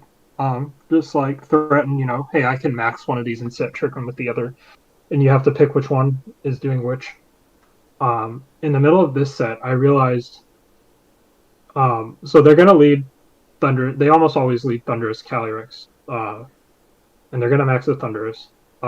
They can't actually kill a maxed Calyrex Ice. Astro Barrage plus Wild, like Max Lightning, doesn't KO. Max Phantasm plus Wild Charge doesn't KO because I have White Herb. And I can just max my Calyrex, and I can max Hailstorm the Thunderous, and I can trick him with Palkia, and they're forced to like if you wisp the Calyrex, I get trick him up. If you double the Palkia, the Thunderous like dies, and I can just like cycle fake outs and intimidates with Ents and Rillaboom. And that's favorable for me. But what happens in game 3? He goes for the Wisp Max Lightning play, he crits the Palkia, so it dies. And since I'm burned, I don't kill the Thunderous. So I'm just like, well, that's that's game over for me. But I don't know if this was like a high roll or not. But I just send in Thunderous and go for the like I just go for like the Hail Mary, Grassy Glide the Thunderous, and pray it crits or something. And it doesn't crit; it just kills. So I kill the Thunderous. I think he just Astral Barraged again. So like I get the Quake off. My Thunderous or no, my Rillaboom like doesn't take much. My Calyrex obviously doesn't take much. So now it's like I can like the Rillaboom basically there to save the game, and I can shuffle around. I had to make like some hard like a few like one or two hard reads because obviously I was still in a bad position with a lot of damage taken, and but I ended up winning that like and that was like the game of the tournament for me, where like if I that was like obviously it decides cut, but it was definitely like my hardest matchup of Swiss, and I also like obviously got unlucky, and still managed to win. And then round 7, as as expected from going into the tournament, I play against a Dialga, and Finney obviously was the MVP. I had I actually, I feel pretty happy about that one. Because game 1, I like obviously I don't lead Finney. I just lead my slowest thing so I can get the switch to Finney, and then I quake the Dialga and Misty Train, and then that's kind of the game. Um, Game 2, I don't remember what he tried, but I like just made like a level up, like a 1 level ahead play, where I don't know what I did. I think he tried to double the Finney slot or something, but he tried to like predict like me doing the same play, and I did a level up, and then so I got a pretty clean 2-0, and that player actually made day 2 of NAIC, so he was pretty good too. Yeah, no, Jesse's really And good. He was on he was on Team also Canada too. yeah. He was a vital part of them getting to finals. I Oh, think. he was on Team Canada. Yeah. Oh, that's pretty sick. And then top 8, I played Gavin. That was streamed. It was like I didn't prep too much because I didn't want to. I didn't want to make like we have so many like mutual friends, and like obviously we're friends too. So I didn't want to make people in our same group like prep for him. So I just kind of like prep by myself, and I think like I had to hit it like I think I missed a hypnosis in like either game 1 and game 2. Um, Actually, game 1, I think I faked out I think it came down to if I fake out his Grimmsnarl and Glacial Lance, and he protects Groudon, I win the game. But he doesn't have to protect Groudon. So I tried to fake out Groudon, and he protected. So um, unfortunately, it did not work out. But he went on to win the tournament, and I'm happy for him. So I'd lost 2 top 8s, but they were both to like good friends, so that's fine. Yeah, this tournament was first off, this tournament was really good for the team too, because not only did both of us top cut, but also as you can see, Zach used the team that we used at New Jersey, and he got top 16. He actually started out 5-0. I was sitting next to him, and in our like mutual win in, and he lost to Izzy, which of course was a recurring theme, right? All 3 of us lost to Izzy, struggled against that team. And then I think he lost to Fiona in the second chance of the win in, and finished top 16. And then Donald also used the team and got top 32 with the team as well. So all 4 of us who brought the team ended up getting points. And I mean, that just kind of showcases how crazy that this team really is. And this was maybe the last tournament where the team as it stands was great for the meta. And then we had a couple weeks off before Milwaukee, where I think people had a little bit of time to adjust. My top 8 set was against Zach and Marician. And it was the literal worst matchup you can possibly construct. Because Calyrex Shadow, of course, is annoying. It has like Will-O-Wisp, and it has Astral Barrage to kind of hit neutral damage across the board, hit super effectively into Calyrex size. Then it has a Solgaleo, which, again, I was scared of Steel types. Game plan for Dialga, you can't really game plan for Solgaleo. So we spent hours and hours. It was me and Rajan and Donald and Raghav were sitting in call just playing jamming games over and over again, and I could not win a single one.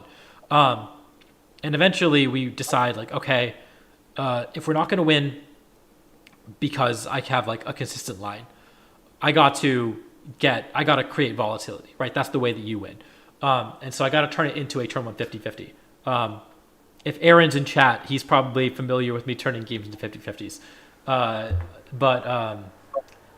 Yeah, so we ended up deciding that, okay, if I lead Gothitelle and Palkia, both of them can set up Trigger. And he can only nuke one of them with the Solgaleo because he's always leading CSR Solgaleo. There's no reason for him not to. And so I just have to correctly call which one he's going to target and punish him for targeting that slot, probably by switching into Incineroar. And then I set up Trigger, and I have a chance to win the game. And so we think about it, and basically our prep from that point on is assuming we get turn 1 right, what do we have to do to win? And at that point, even if you get turn 1 right, it is still a little bit of an uphill battle. But I decided that, okay, game 1, he saw my game on stream. He knows I'm going to click Hypnosis a bunch. He knows that this is a super good matchup for him and that my out is clicking Hypnosis. He's going to target the Gothitelle, and he's going to Bulldoze, and he's going to Max Steel Spike into it. And of course, that breaks Sash and then kills. So I say, okay, I'm going to switch the Gothitelle out into Incineroar. I'm going to have my eject button come off. No. Do I switch out into Incineroar? I forget what I do. I think I do switch out into Incineroar. And then I click Trick Room with Palkia. And I kind of like win game 1 pretty easily. And I'm like really surprised. Like, wow, literally it went exactly as our replays were. Like just turn for turn perfectly. And then game 2, I have a game plan for when he's to game 2, he's like, okay, well, I can't target the Gothitelle. He's going to target the Palkia. And so I do the exact same thing where I switch out the Palkia this time. Or I think I maxed the Palkia turn 1. I forget what I did. But it was like, okay, what's the best possible thing we can do if he targets the Palkia? Let's do that. Sadly, you do still have to play Pokemon. And I got a little too passive. I just like thought I was winning because I called turn 1 right. But in reality, it was like still very even. And I just had to make one more read at any point. I think I had 3 chances to make a read. I just never made it. And he managed to come back because the Solgaleo is still really good into me, and the Calyrex Shadow is really good into me once Trick Room expires. And I lost game 2. And the problem was I did not have a game plan for game 3. We hadn't gotten that far. We didn't have 3 game plans into this team. But while top 8 is happening, because they are streaming all of top 8, Rajan is texting me, or he's chatting with me on Discord. And he's like, oh, I thought of another line. And I forget what it was, but I was like, okay, like, listen, like every single line we've thought of has lost. Every single line have lost. So I'm not going to do this over one of the lines we thought of. But I will do this for game 3 if it comes out to it. Like, if this is better than nothing. Wait, hold up. So Rajan's the one that hard read him leading Finny. No. Rajan had a different game plan in mind for when he led CSR Solgaleo. Oh. Okay. And I was like, well, I'm going to try this out. And then he did the hard lead Feeny. I forget what happened game 3 other than like it was a game of Pokemon where I had a slightly negative matchup, and it was still very winnable given that he didn't lead the oppressive thing. And I think I just got outplayed. Yeah, I remember you led like your lead. I remember being like, "There's no way like I would ever lead this if I didn't think he was leading exactly what he led." And so I had no clue how you did it, and I do think you were probably like one read away from winning this set in game 3. I think so too. Yeah, no, there were. It was such a hard matchup, and like I did have to play probably a little more aggressively than I did, but didn't work out. It would have been crazy. I was so close to 2-0ing him, and that would have been insane. Just like 2-0ing the unwinnable matchup in like such a clean way, but it didn't happen. And then Zach, of course, got all the way to finals. And he top cut Salt Lake City regionals. I think those were his only 2 regionals he attended. So he's a fantastic player who really came onto the scene this past year. But yeah, so that was my experience in Vancouver. I think he was at NAIC. He was at NAIC as well, yeah, and he did not do well at NAIC, but because I sat by him for top 4, I was sitting next to him. That regional was also sick because we had 8 people in our Airbnb. I think I have a photo of it pulled up. Yeah, we had 8 people in our Airbnb, who you can see on screen right now. Will was sick, and so he ended up not going to the tournament that morning of, and so we had 7 people compete, and 4 of us made top cut, which is just insane. We were literally half of top cut. 4 of 7 is nutty. And so, I mean, John Hu cut with Eternatus, which is also, that's just so John Hu. His top 8 match was so funny. It was like crazy hyper offense versus crazy hyper offense. Yeah. I mean, his team was also crazy because it was just like YOLO, Max, and Cinnamore every game, and it worked. And it almost worked in top cut as well. So I mean, just this was a lot of fun, just partially because not only did we all 4 of us top cut, but then Donald and Choppa both got top 32 as well, and both of those results kept them in the running for their World Invites. So just a really, really successful tournament from all of us, and a lot of fun. Vancouver's and I've got a traveling backstory though. Go for it. So Monday morning, the last people to leave the Airbnb are me, Chuppa, and John Hu. And to fly back to the US at the time, you had to take a COVID test and test negative. So we had a digital appointment with a pharmacy. So we just all are sitting in front of my laptop, and we just all have our COVID tests, and we take our COVID test in front of the nurse. And so we're just all watching, how the COVID test goes. You put your drops in, and they kind of rush up to where the second line would appear, and we're just all watching our things rate. And me and Choppa, our lines don't show up, but John's does. So he ends up, unfortunately testing positive for COVID, which means obviously I get exposed to COVID. And so unfortunately John gets stuck, and he takes a bus back to Oregon, and he's stuck. And I'm able to fly back home. I take a red eye.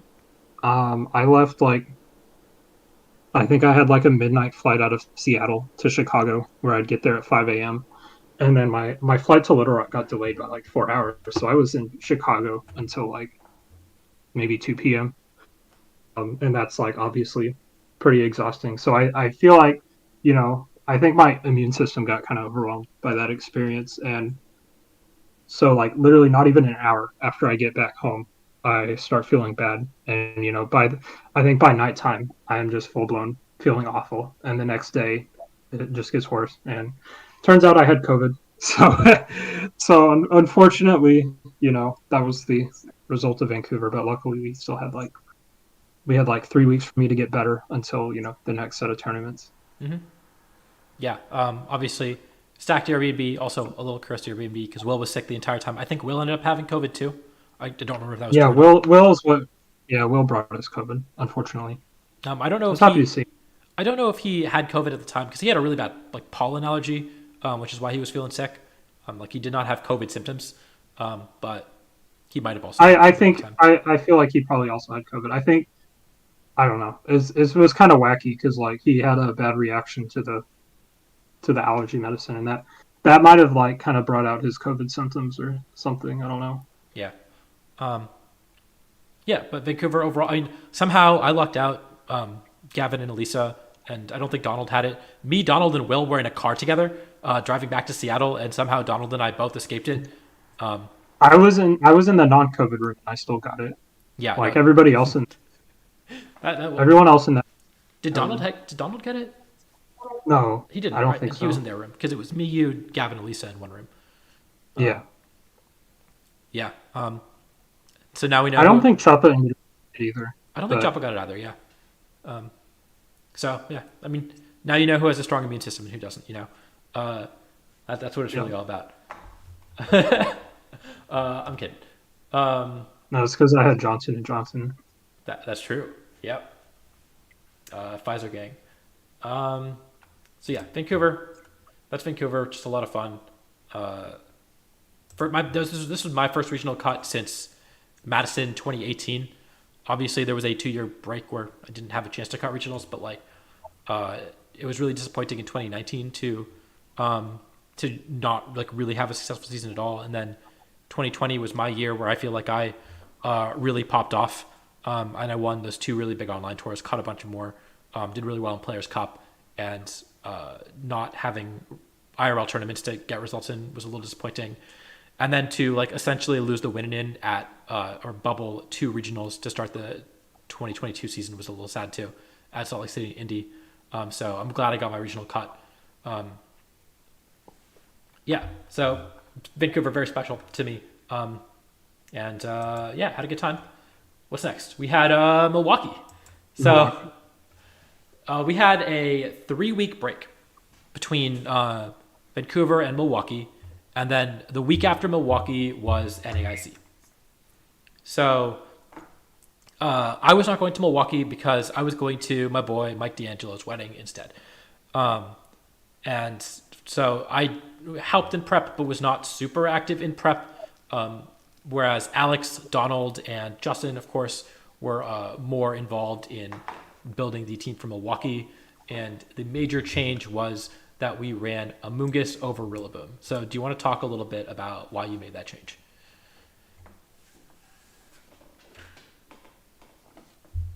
Sorry, I Yeah, missed that. Tell me about the team building process for Milwaukee and why'd you change out Rillaboom for Amoonguss? Man, it was really hard. I think I was one of the ones holding on to Rillaboom for the longest time because I felt like the team was going to struggle a lot into Tapu Fini when we give up Rillaboom. Both with the aspect that we can't reset the terrain, so Gothitel's Hypnosis can be more active, and obviously Rillaboom can AO Tapu Fini with its strong grass moves. But I think we wanted to have a better matchup into Lunadon, which Rillaboom helped a little bit against, but it was also a little volatile considering that they often run a Charizard.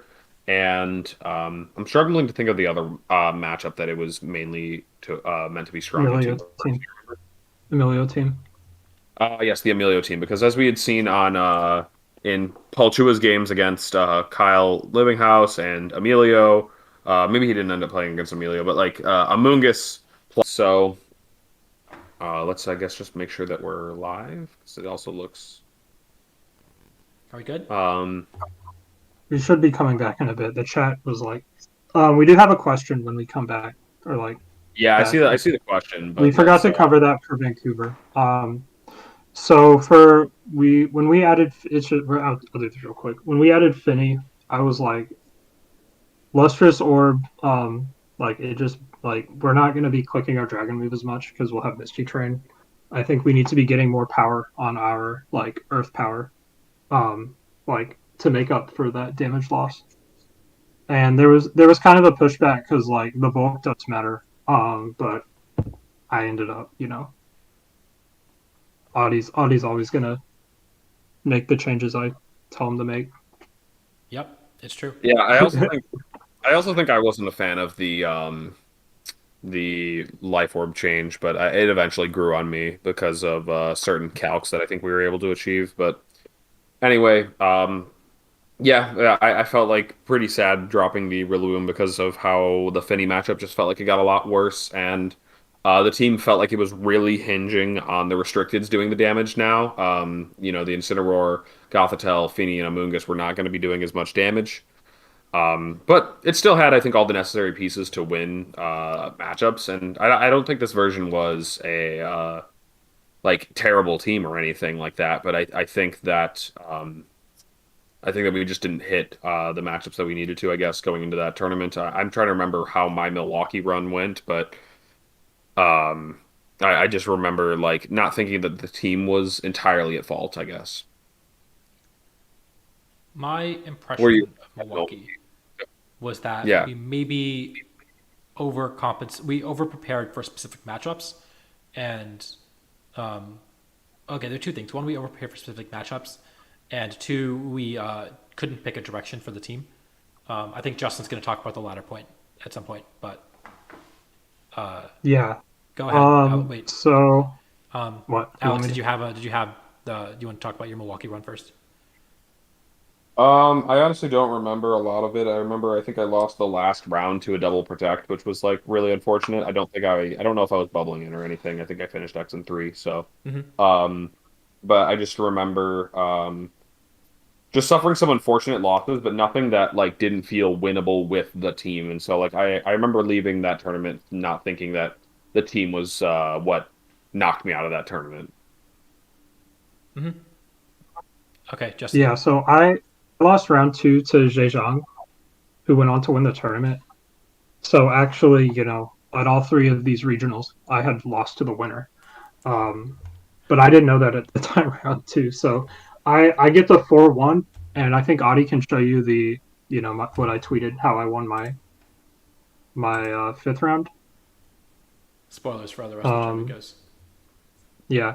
And then I lose my next three rounds and finish 4-4. And I think afterwards it was like all my losses were to like Lunadon and Eveldon. And so my initial impression was like I we like we like prepped for Lunadon and we still, didn't have enough for it. And Eveldon was like the Slowbro slash Bronzong slot was like kind of a problem.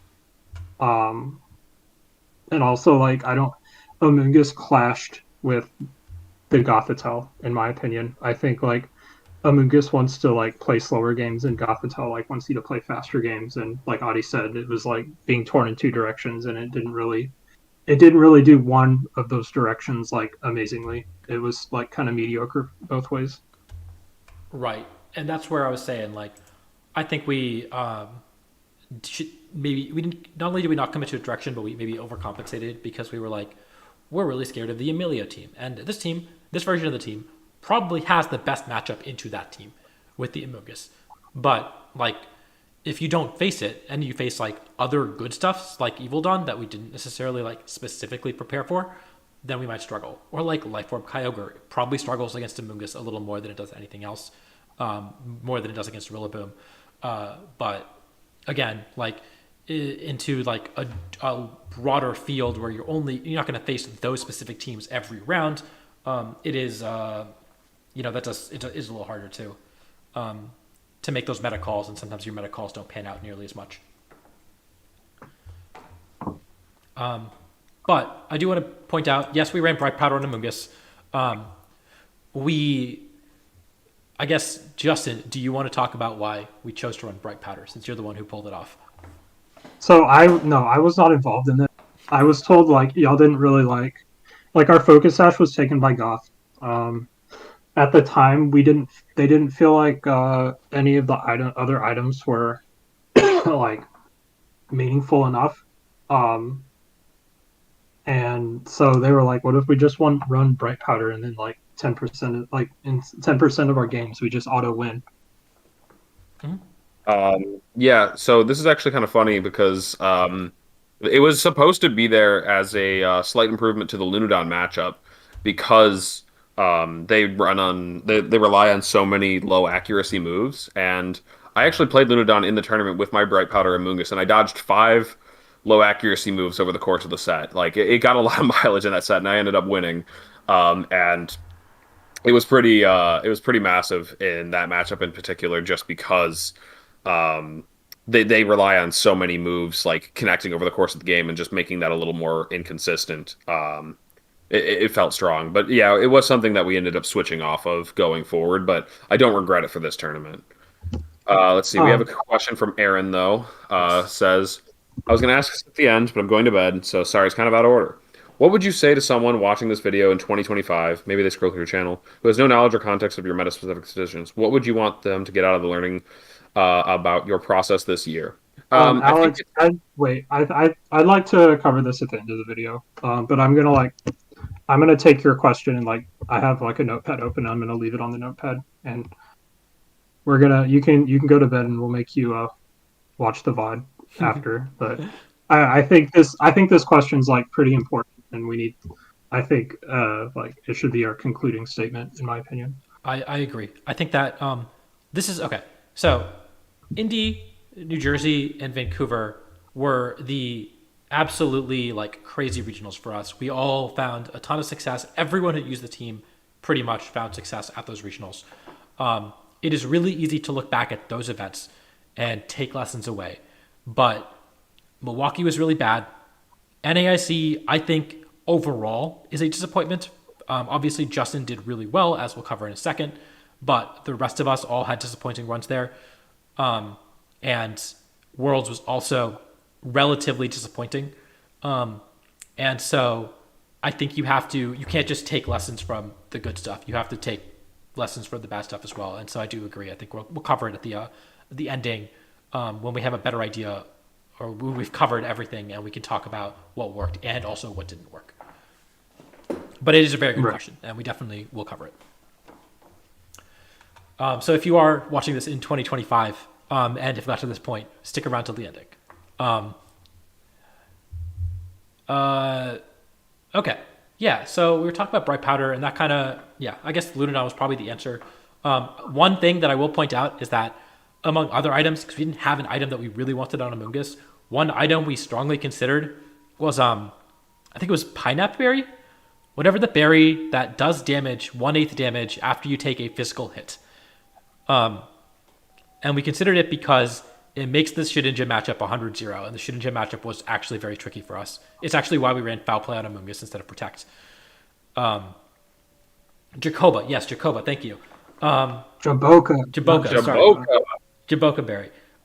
We almost ran Jaboka Berry just to, because in theory, it's going to get utility every single matchup if they ever fake out the Amoonguss, but also it gets a lot of utility against specifically Shedinja. And then we decided that Bright Powder just had more utility on average.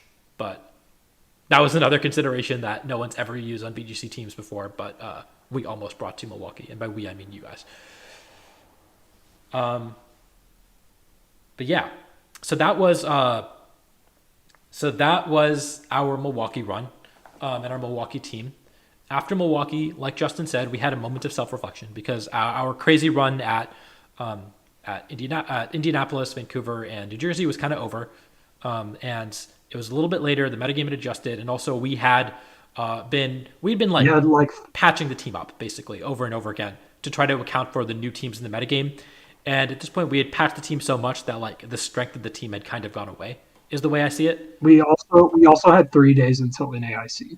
We also had 3 days until NAIC. And we had to decide if we wanted to just run it back and trust our gut, and if so, which version, or if we wanted to drop the Gothitelle and say that we needed a 6th slot that was going to do something else. So at that point, I actually said after my first tournament back after Secaucus, I said I can see myself dropping the Gothitelle eventually.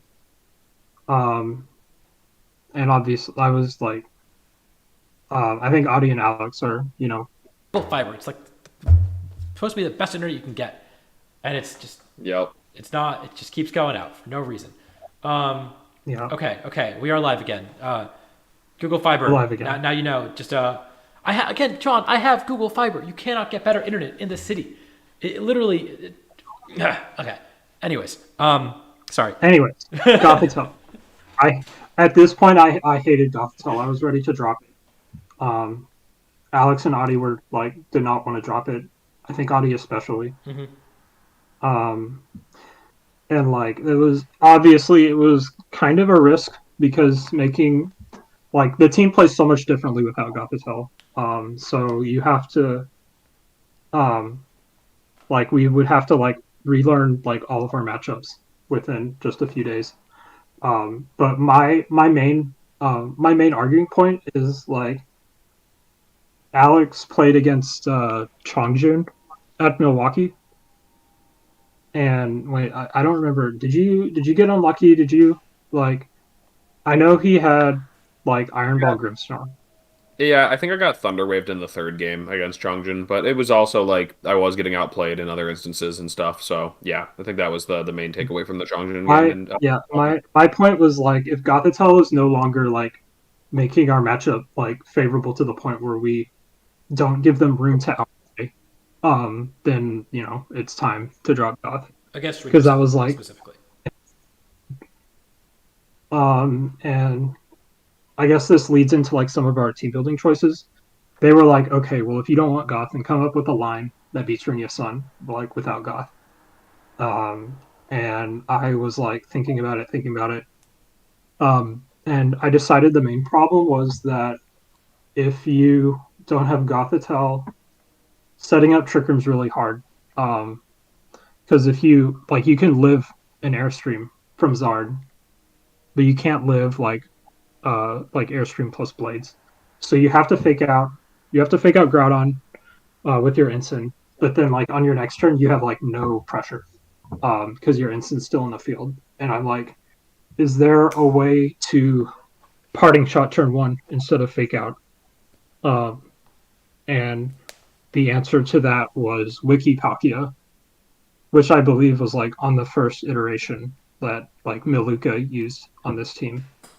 Um, which obviously it's a good choice, but the like coming back to it at this point, in particular, it was so important because it was specifically for the Rinya Sun matchup, and like I think Rinya Sun became favorable, like with this line when people weren't prepared for this line, because you can parting shot into a Mungus and just like start spoiling their whole team. You can parting shot into Calyrex and threaten like kills on the Zard, on the Groudon, on the like instant coming in.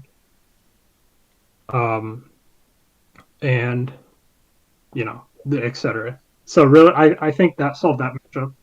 And then that was the most important matchup. We also had to deal with like Swordfish. The question that came in just now, like the Defiant Thunderous using Goggles Taunt and Impulse. I'll get to that. We'll get to that during like my NAIC run.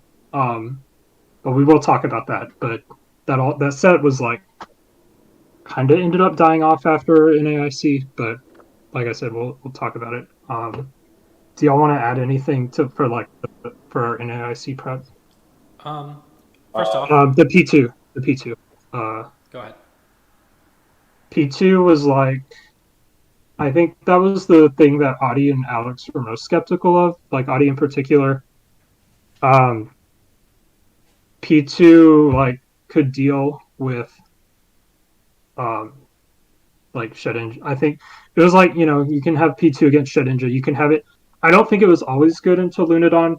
That was like the main issue, but I think there are some Lunadon variants and like some CSR variants that it's very good into. And then the Amoonguss set was really good. I think Citrus was for like Kyogre, because you can take like the Blade plus Water Spout with Citrus Berry, and then Pollen Puff is like obviously a very good move into like this bulky like play a lot of turns team, and Foul Play, our Shed matchup, as you'll see when I talk about my tournament run. But yeah, that was all the main changes. Y'all have anything to add?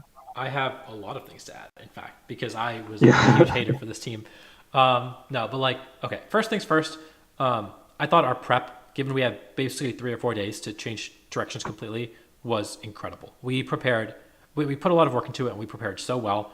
We had lines into basically everything. The lines felt solid. I don't think we had margins in those lines. We were playing even to like slightly negative into a lot of stuff, with the exception of Rinya, where we did like build the team to beat Rinya, and our Rinya line was sick. The Palkia, as you can see, the EV spread finally changed from like 252, 172 SPDEF to something else, because now we didn't have to EV to live the double up. We had to EV to live the double up from Life Orb plus Life Orb Charizard plus Precipice Blades after Wikiberry, and that's what this set always does. In fact, they are more likely to KO you if they are not Life Orb and they click Max Airstream plus Precipice Blades, because they can low roll the Airstream into high roll the Precipice Blades to get around the Wikiberry. That's a possibility. But I literally created a program, I wrote a script to figure out what the best possible EV spread was, to minimize the chance of dying to that double up from both Life Orb and not Life Orb, because that was the entire point of the EV spread. Wait a minute, I didn't know about that. Yeah. This is my first time learning that. Wait, can we like retool that for the upcoming season? Oh, absolutely. Yeah, it's useful for any double ups. It was originally Nice.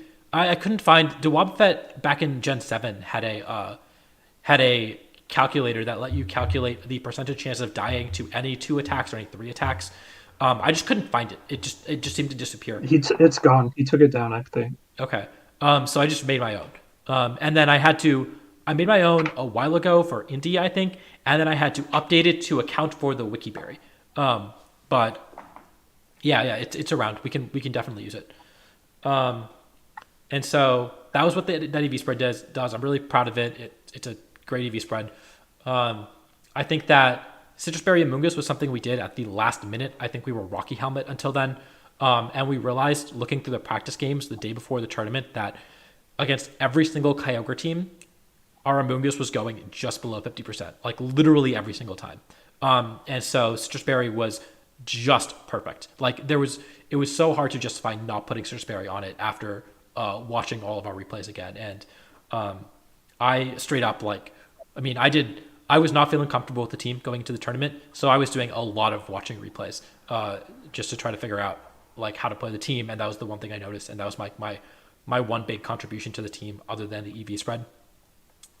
Porygon 2, I still think sucked because I think that we put it on the team for Lunadon previously. Our Lunadon matchup was Click Hypnosis with Gothitelle, and that was really good while Lunalas were slow. And as soon as they started outspeeding Gothitelle, which of course they did when they had 3 weeks to prepare for our team, it no longer became reliable. But I watched our replays against Lunala, and our prep games were super, super close. We were living everything with like 1% HP. And if a few rolls don't go our favor, or if anything is slightly different, we lose a lot of those games. So I thought our Lunadon matchup was really bad. But I thought our Lunadon matchup was bad with the other team too, and I didn't have a better solution to Lunadon. It was either Click Hypnosis or try to do Porygon 2 stuff, neither of which I felt were very good. And Lunadon being the hardest matchup for this team for the Calyrex Ice variants was kind of always the case. Like I don't think we ever really truly solved that, even going into Worlds. And then finally, Tapu Fini. Of course, we had Light Screen for the past 2 regionals. Or we had Light Screen and then we had Mist. And as you might notice, the last move is Haze. And I know Justin's going to talk about the applications of that, but basically that was for the Iron Defense users, because I think Alex and I, or Donald and I, played a bunch of practice games where I was the bad guy and I was playing Evil Dawn. And Evil Dawn's supposed to be a free matchup. But the Bronzong that Zhe had, or the Slowbro that Banfox had from his Milan team, were both just so difficult to crack through, and it turned what should be like a 90-10 matchup into what was functionally like a 40-60 for us. And we were like, well, we have one move slot on Fini, we can make this 100-0. So let's just make it 100-0, and that was the other change that we made, I think, the day before the tournament. So we did put like a lot of work into this team, given that we had basically 3 days to prepare for it, and I am really happy with how the team turned out. I'm really happy with our preparation. But I did go 0-3 at this tournament. And I did face imprisoned Calyrex Ice round 1, which is really, really sad. So I don't know. It was a bad tournament for me. Donald needed to go. He's not here. He needed to go make day 2 first Worlds invite, and he went 6-3, and he lost his winning in. So again, he and Alex are both really good players, and I think I don't want to speak for them, but I guess I can speak for Donald a little bit, where like it was day 2 or bust and he didn't make day 2. And Alex, I can't imagine that you were especially happy with the 6-3 performance, but I guess I can let you say that. Yeah, no, I think that it was not because of the team, though. I think the team was fine. I tilted in my last couple rounds, and like my third loss was just as a function of just like me just like giving up, not trying anymore. But my second loss was because of just like a very bad string of luck, like a hydro pump miss into a triple protect or something. It was really frustrating. I remember being pretty tilted after that round. But other than that, I don't think my losses. Oh, the other loss was the one on stream, wasn't it? The one to Lori. And I think I played that about as well as I could. I think there were certain things that made the matchup difficult, but I realized after the fact that it was pretty winnable. And just one more comment about my run is the Haze Finny did come in pretty huge. I played that exact matchup, the Slowbro Evil Dawn team 2 rounds in a row. And I remember the second time was against 45 Mice, I believe, and he was like so at a loss for like how to get around the Haze Finny that in the second game, I think he went for no restricteds approach, just like trying to find something, because just everything else was just falling apart. Yeah, Hayes was really clutch for that matchup. But yeah, no, I don't think it was anything at fault with the team, and I also.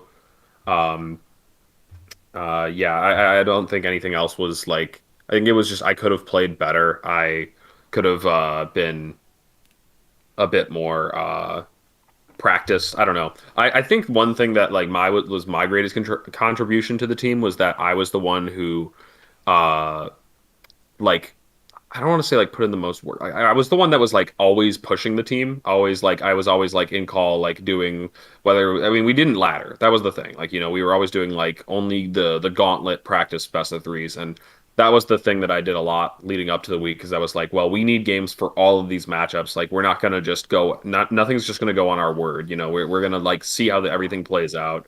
And I think that was Alex something that drove a Alex lot. was our fearless leader and The fearless leader. I mean, like this is something that like team I did it a manager. little bit in college. Like I was like like in college when I was earning my electrical engineering degree, like I was definitely not the smartest guy on my group project, but I was the guy that made sure that every step of the project like had a plan, like we were going to get this done by this date, and like that was kind of what I was doing with this is like I wanted to make sure that every answer was or every question was answered, and we were perfecting every little aspect of the team, and also just like making sure we got in all those games. Like that was probably the most important thing that I did was just like make sure we get those games in. Yeah, absolutely. I mean, first off, you mentioned we didn't ladder at all. Like that was I hate laddering personally, and I was really. I mean, the gauntlet was such a huge. We talked about the gauntlet a lot, but like the gauntlet was huge for us. And Alex was definitely the ringleader. Alex definitely put the most work into the team, and probably played the most practice games. And like if nothing else, like forced us to play or like told us which games we had to play if we weren't playing them. We were all super invested in the team, obviously, and we all wanted to do really well. But Alex definitely was the leader of the team, and I think probably saw them. Well, I guess both of you guys saw a lot of success with it. But yeah, I don't know. Really, it was yeah, I don't know. It was great. It was great working with you guys. I don't know what else to say. I just um, Well, we talked a bit about our runs. Let's hear Justin talk a bit about what went well at NAIC. Yeah, I'll try to go over the like day one kind of quick. I think my first 6 rounds, they were all against like pretty competent like NA players. It's like what you'd expect to face at Nats. Like round one, it was like Techno Z. I think at some point I played Jin Furai. I played against Z, who was running like Rinya. And so when I got this, I played like against one of Alex, like the guy that like lucked Alex pretty hard, and I think he's gotten top four at AIC before. Mm-hmm. And like I 2-0'd, but both were like very close damage rolls, so it could have gone differently. But I get to round seven. I play Chongjun. Um, I think I heard Elisa like speculate. Like I think Elisa played Chongjun, and she was like freaking out because like she thought the Charizard was modest, and I was like, well, if it's modest, my Palkia is getting blasted. And so game one, we lead Palkia Ensign. I lead Palkia Ensign. I do my usual play. My Palkia dies to Airstream, so I just lose on this. Game two, I'm like, all right, well, I guess I have to max Palkia, and that's like the one game out of the like 5 games we played that he brought Gastrodon. So he switches Gastrodon turn one, and I like whiffed the geyser into it, and so I got like completely smashed. And then after, I didn't actually realize this until like didn't see the counts before. I count the airstream on the timid airstream on the Palkia, and it has like if it like gets the highest roll, it drops it. So I was like, all right, it's probably timid. Um, so I round eight, I get Rio Pacer. So this is like the best in it, like the best NA player and the best European player at the time, back to back. So I'm like, all right, well, and then like mentioned before, I played against the safety goggles taunt Erie Impulse Thunderers. He only brought it to one game, and it was problematic. And like when I tried to play around it for the second game, he brought just Instant Ogre, and like I mentioned before, Life Orb was just such a problem. Um, so like he just kind of had more damage than me, and that was that. So I'm 6-2 going into round 9. I have to win to make day. I actually no, I had resistance to make day 2, even if I went 6-3. But obviously, you want to like win whenever possible. And then like I'm sure as most people have seen, I played Ryan Hebert round 9, and he had like the imprisoned Trick Room Shadow Rider with Kieran. So I had to this is related to like Beluga's most recent question. There are sometimes where like you see something you're just like off the wall, that you have to like make up your matchup on the fly. But the thing is, like rogue teams are rogue for a reason. They're not strong enough to be meta, so you can definitely like come up with off on the fly game plans for it. So like when game 2 I realized, Palkia is not working. Game 3 I just like take a risk. I go Ice Rider. I bench Palkia. I just Hailstorm the turn 1, and so I can kill it through Hail. And that like helped. That's like why I got Trick Room up, and like go watch the game. It was a set of Pokemon for sure. It was one of the sets of all time. We'll put it at that. um, Day 2, I play Oe, round 10, and he's running a similar team to Rio, so it might be the same team actually, but he doesn't go Thunders. He goes Instant Kyogre every game, and I'm like, all right, I have to like get my switches right to deal with this Life Orb Ogre. So I have to like switch Instant and Amoonguss back and forth. I have to keep it in when I like think he might, try to read it and Hailstorm the Amoonguss, or like Geyser the Amoonguss switching to Instant. And it's like a very like it was a best of 3, like, or it was like went to game 3. It was very close. The last, like, I think game 3 came down to like me trying to make a read whether he would protect or not on the last turn of Trick Room, and I just like Glacial Lance and get the read right.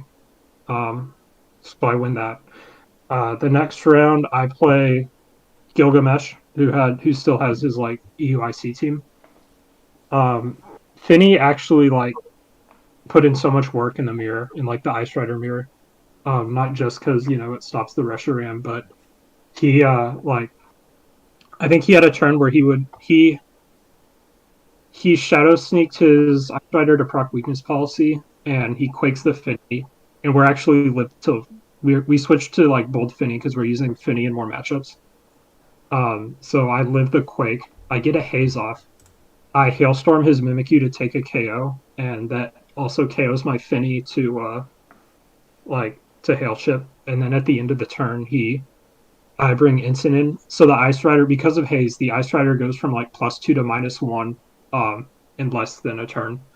And like I sweep from there. The next round, round 12. I can't remember the person's name, but it was Dawe, yeah.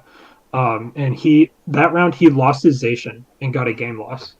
So he actually made a really smart play in our first game, and like maxed the Grimmsnarl, and then Max guarded it when I attacked into it, and like that put me behind so much that the Steela ended up like kind of outgrinding me. So he took that game.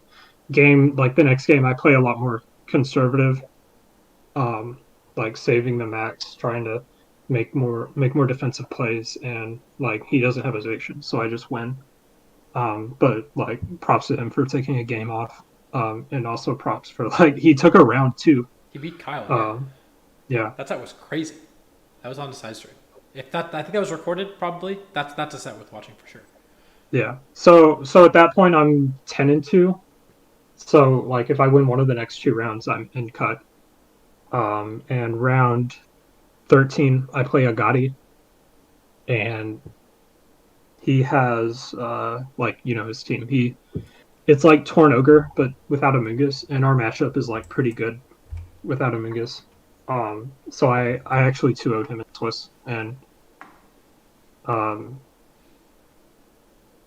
so I'm lock cut. I played Chongjun round 14, and I think Joe scooped to like James Evans, but I wanted to play this out, not just for a record, but I kind of like I'm a believer in like morale and like getting like I don't know, getting wins to feel better about yourself. So I'm like, I said I wanted a rematch with Chongjun. This is like probably my chance to get it. So I I don't remember if I lost game one or game two, but I ended up taking the set. So like I used like I think no I think yeah, game one I lost. Game two I was like I don't think I want to reveal that he'll like that Airstream always kills. So I'm gonna try a different game plan. So I tried leading Palkia Amoonguss, and I actually like sacked my Amoonguss turn one and still like have enough offense to win. And then game three, I think I was just like, all right, screw it, and I went like the normal game plan and won. But he did make it close because he's very good. And then top cut, you all saw on stream. I think with like I knew going into the like my top eight against James Beck that it was going to be a very grindy set, and I don't think he fully realized that because I don't know how much he prepped with that team specifically.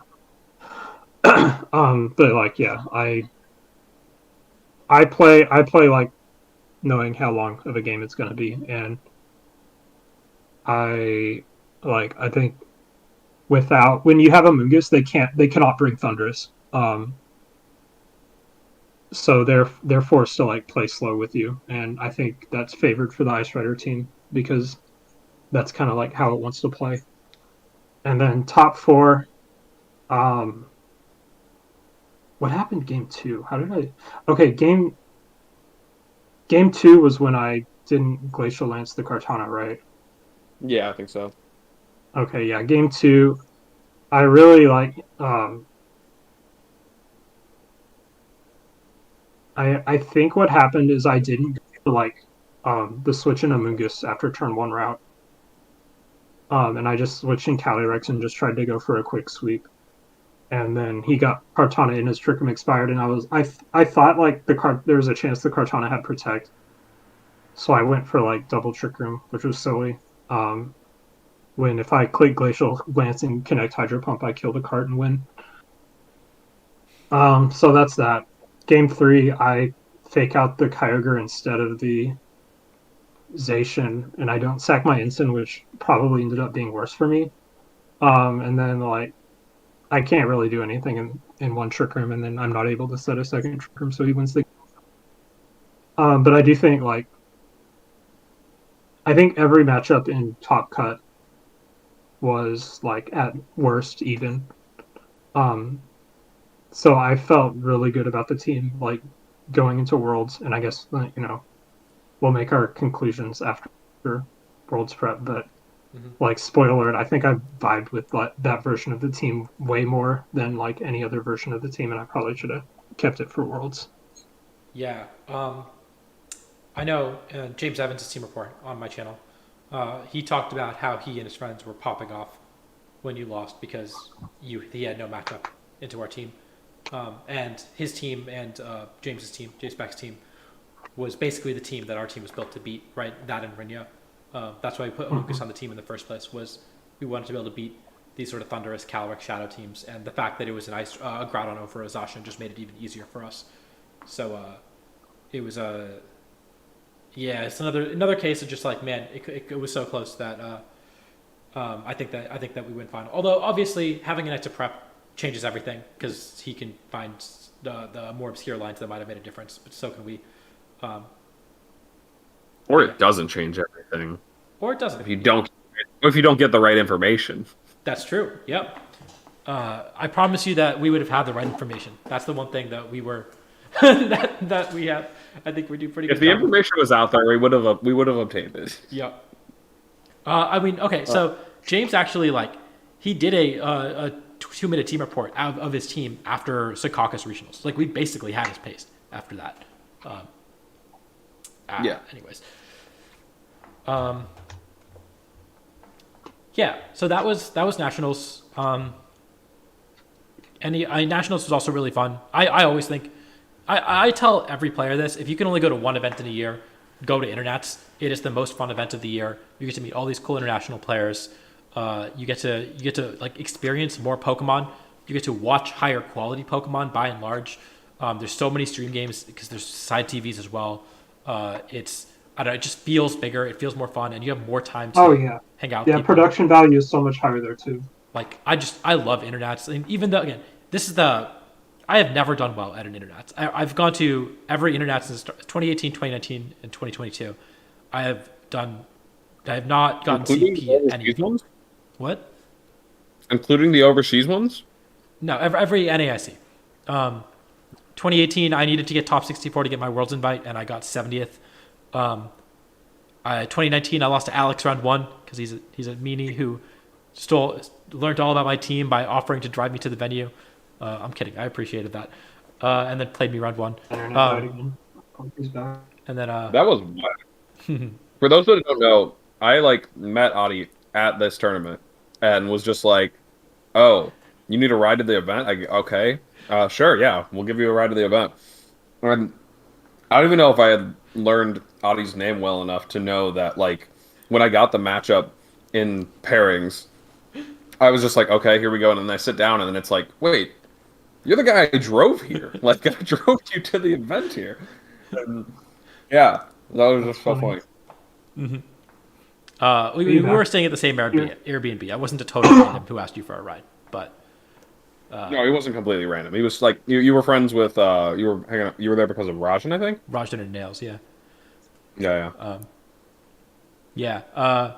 Anyways, NASC is always so much fun. This was no exception. Just a great time overall, and it just definitely. I mean, seeing Justin do so well made it even more fun.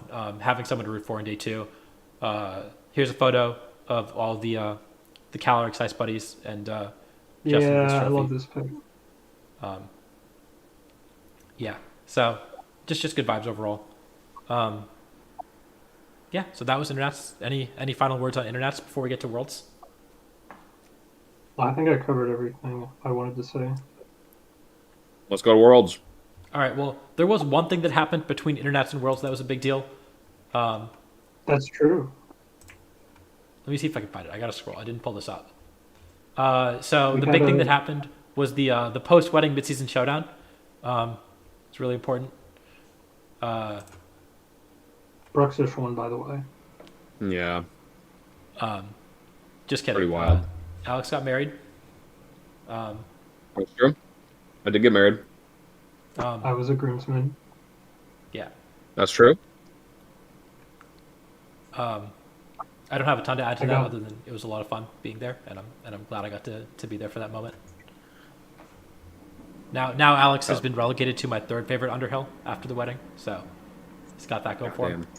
It's just rough out here. I can't even think of who I'm behind. I'm behind Gina and who else? Hank. Oh, Hank. Yeah. Hank's like my best friend now. We hung out a ton at the wedding. I thought I was like, is it Bosley? Nah. My dog? Hank and I hung out at Nats, and we hung out at the wedding, and now we're best friends. You're not going to find the cut on my Twitter. I did not retweet that. That's fine. I don't know if we want to talk about the post-wedding midseason showdown. There was some drama about it. We're coming up on hour 4. We got to go to Worlds. Okay, yeah, okay. Worlds. Let's talk about Worlds. Who is this? Okay. We can find a better photo of us at Worlds, but So leading up to Worlds, obviously you have this huge gap, and we did really well with this team, but we need to figure out if we want to run it back or if we want to do something different, right? And so if someone else wants to pull up cut, let's talk about the first thing we did. Alex was like, "Why don't you like?" He said to I think I don't know if he said it to Audie. He told me like, "I'm gonna make a list of like the teams I want to prep for Worlds, and you're gonna make a list of the teams you want to prep for Worlds, and we're gonna compare them and decide what our final list would be." And we basically came up with the 6 same archetypes. Yep. Yep. Let me see So if I that can was find the like gauntlet. Big 6. Yeah, we That did. was We big. did create the big 6. We were like, yeah, we kind of like condensed some concepts. Like, for example, I think like We cheated with like CSR. CSR teams. Yeah, like there's CSR Zation and there's CSR Groudon, but it was mainly that you needed to respect the Shadow Rider on those teams. We were And like, figure they both have a Thundurus, so we're just gonna call the archetype CSR Thundurus. yeah. Yep. And then some of the other obvious ones, you know, like Rinya Sun, Swordfish archetypes, and then maybe Swordfish had 2 archetypes because Yeah, there was like we split Swordfish into like Swordfish Screens and Like the Tornogre. Eric Rios version, the Thunderous versions. yeah the more bulky approach and the more fast paced approach, and then there was like the mirror because we considered you know Cali Ice variants to be strong enough to respect, and yeah, And Oh, obviously we prepared for other teams outside of these 6, but the 6 teams were like we want to make sure that we can beat all of these. Everything else is secondary. Yep. I mean, you can see, like, we did. I have our Groudon Gauntlet up. We did prepare for Evil Dawn. We prepared for, like, Shinichose Shinogre, which we considered very different. Like Sunrain, even though we didn't think it was going to be very common. We did do due diligence on a bunch of other stuff. We did find matchups like Carson's team from Indy that we thought were bad matchups, but we didn't think were important enough to really like change the team significantly for. You can see Cole. You can see the Mirror, Calyrex, Groudon. Like, we did prepare for a lot of things that we really wanted to prepare for were the damage mitigation Swordfish teams. So either Eric Rios' team or Pengi's team. Rinja Sun. Notably, we did not realize that weakness policy was going to be the dominant set into Rinja Sun. And so we did not prepare for You're that. Adi, shut up. Adi, shut up. What? Can you hear me now? Oh, Yes. you can. we can hear you. Okay, well, I don't think Stream could hear you for a bit. Oh. Shoot. And because we couldn't hear you, but I mean, maybe it still went through to Stream. Hey, Stream, if you can hear Adi, or if you could have heard Adi, We prepared for a lot of stuff. Hello. Okay. Leave it at that. Yeah. Okay. So we would cover the 6 teams that we prepared for the most. You can see how many replays we have in this document. We put a lot of games in for those 6 teams. We really wanted to beat those 6 teams. Yeah. And so we had, leading up to Worlds, we had a lot of different Calyrex Ice teams that we considered. I also considered a few things that weren't Calyrex Ice, but we ended up circling back to 3 Calyrex Ice. I guess like there was a cool Thunderous Calyrex Ice team that I really liked, but we didn't end up refining enough. We ended up circling back to 3 Calyrex Ice teams that we really liked. And I guess we can talk about the 2 that we didn't spring quickly. The first one, this team is based. This team is so cool. This is the Kyogre team. And this is Alex's like brainchild, I think. Justin? Did Justin build it? Alex build it? I don't know. You guys talk about it. Google Fire. If you can hear me and Burns, type Google. Wait, can Google you guys Fire. not hear me? I can now. We can now. Okay. I think that it sounds like chat can hear me. It might just I don't know what's going on. Anyways, I mean, you maybe guys, just give Discord just give Discord a quick reset. I Right? Just leave the Discord call and come back. okay. Let me do that real quick. That's not gonna mess up the stream. Boom, dude.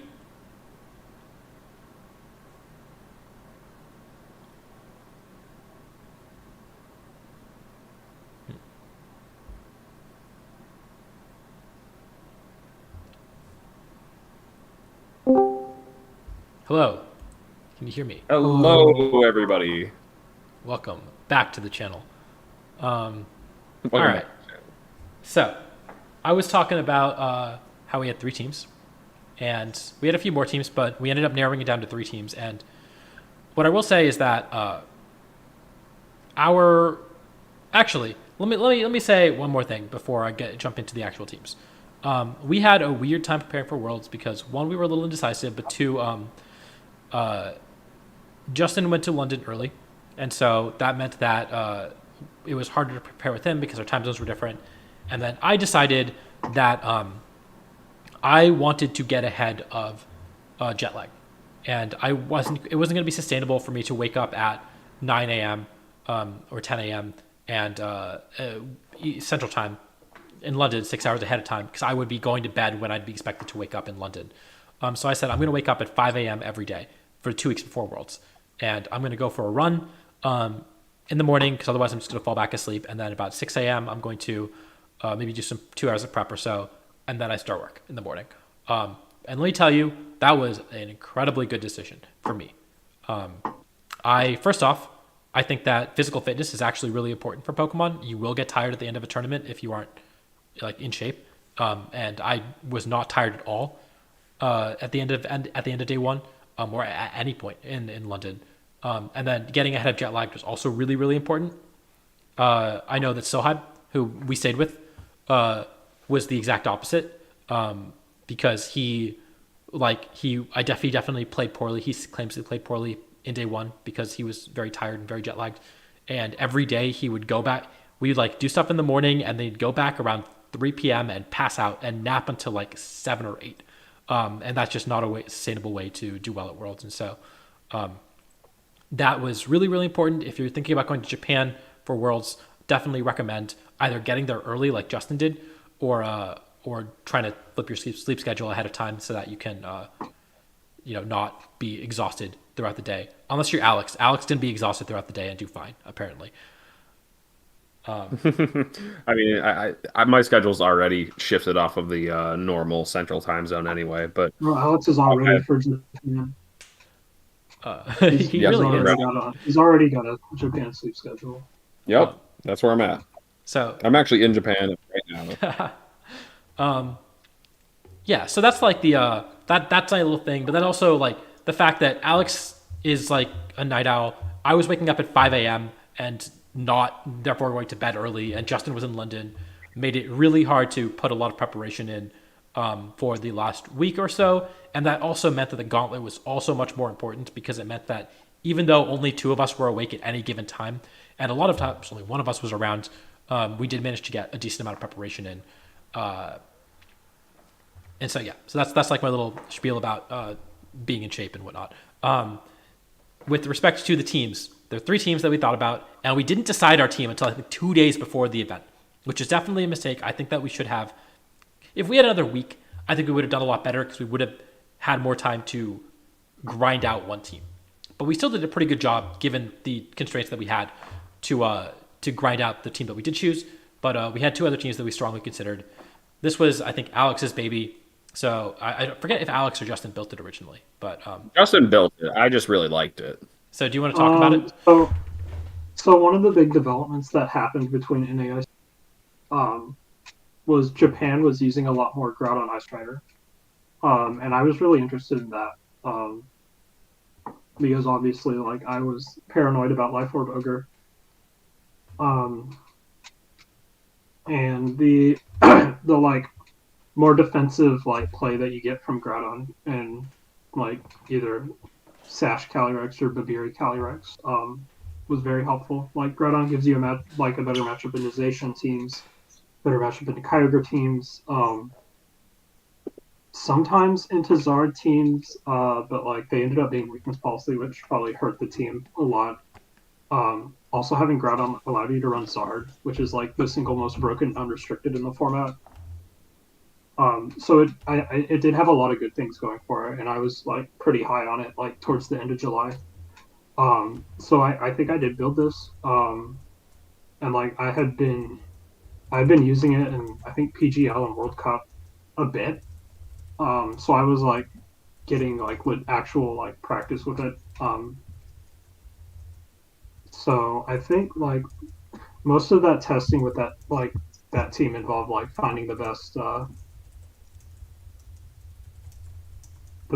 slot or like the best like 6 slot, which was also like what we were doing for like Palkia Ice Rider.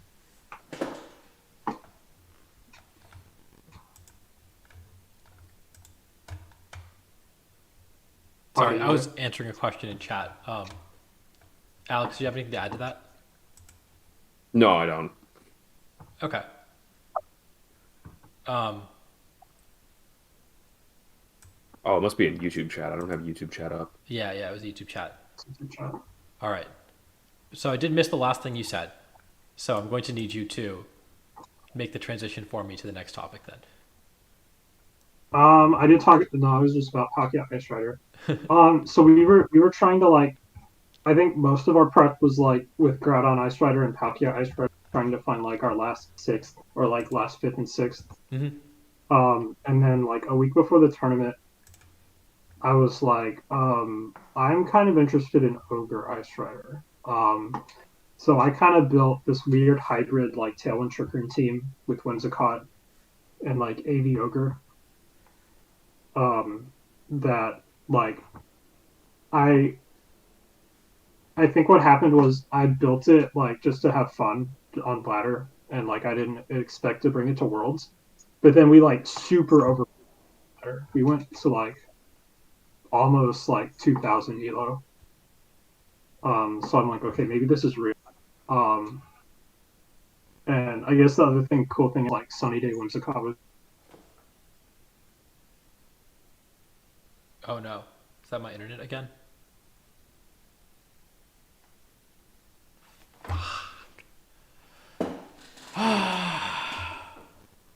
The main like common factor all these teams shared was like Life Orb Lucky plus the Strider. We've like as like Caliber, you just have like the fastest thing in the format and like the like hardest hitting like Slowmon, Trickermon in the format, and they just have like the electric coverage and the ice coverage, and it's like it's pretty insane. And the Berry allows you to put Glacial Lance in front of boards that you normally can't put Glacial Lance in front of.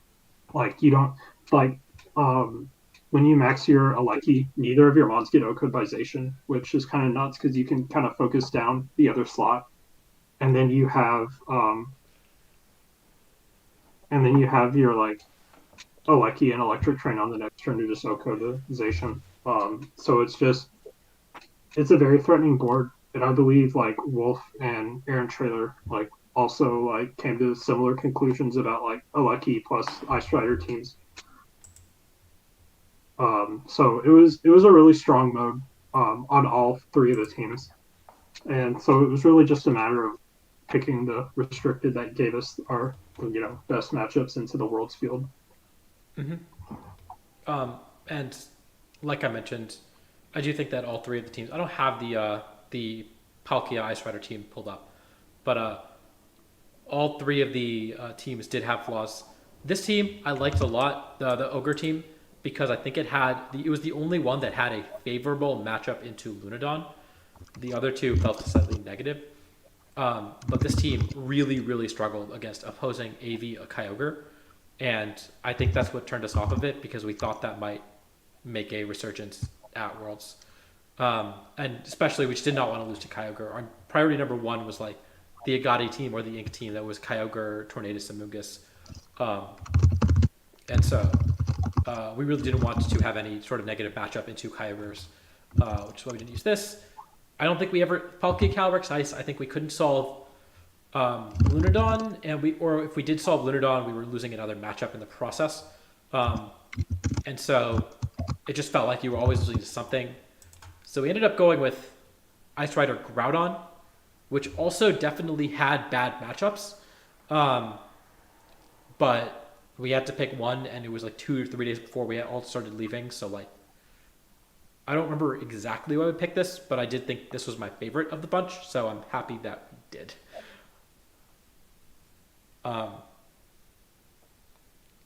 Justin covered this, but Alex, do you want to talk about the bolt? Do you want to explain the bolt beam speed sandwich? I would love to actually. So, what a bolt beam speed sandwich is basically you have your bolt, which is the Regieleki, and you have your beam, which is the Calyrex Ice. And Wait, uh, hold on. you know, I don't get it. Why is Calyrex Ice the beam? I know, and that's the weird thing, is because Bolt Beam has famously been good coverage in the Pokemon series for as long as time has gone on, basically. And so Thunderbolt, shortened to Bolt, paired with Ice Beam, means that you can hit pretty much any Pokemon that's switching in. It's pretty easy to understand, but the electric moves don't hit ground types or grass types, and both of these are hit by the ice type moves. And ice doesn't do well against water types, which, the electric typing is getting rid of that problem. And so between the two, you're going to be doing guaranteed unresisted damage, assuming that they don't switch in something like a Magnezone or one of the like couple of Pokemon that actually resist the combo. And Regieleki and Calyrex Ice are two Pokemon that are known for doing crazy amounts of damage when you don't resist it.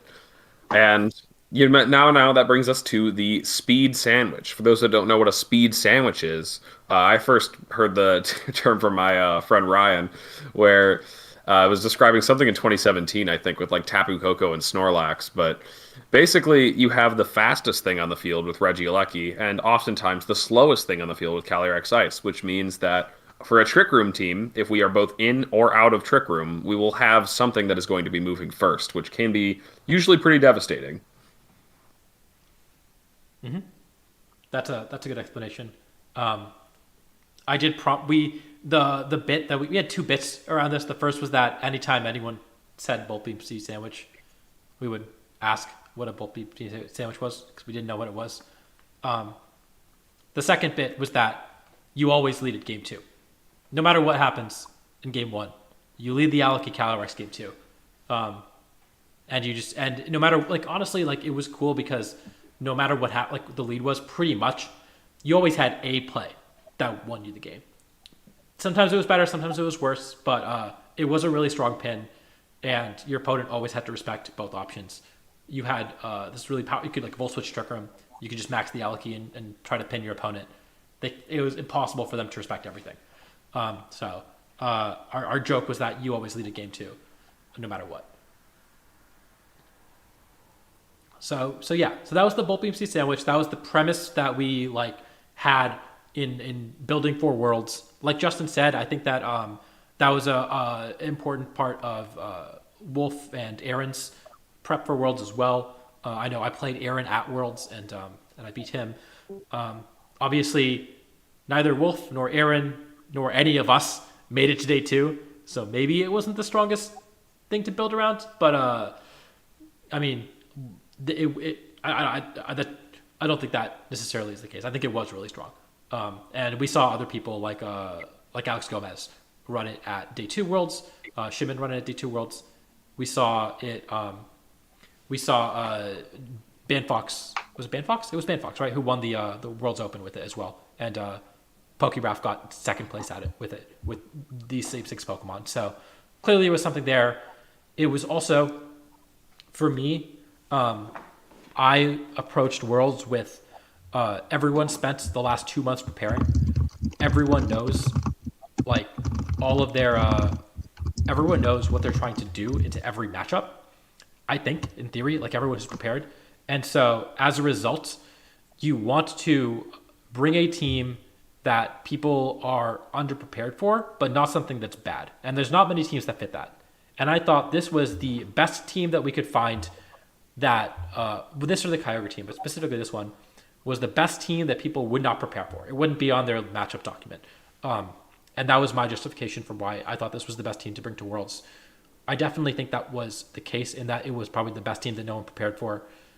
Whether or not that means that we should bring it over something more standard that we were more comfortable with is debatable. But I obviously did the best of the three at Worlds. I went 5-3. I lost the win in to the where's the tweet? I have the tweet up. I lost the win it into Jolly, Max Speed, and Cinnamore because our Alaki was super fat and slow.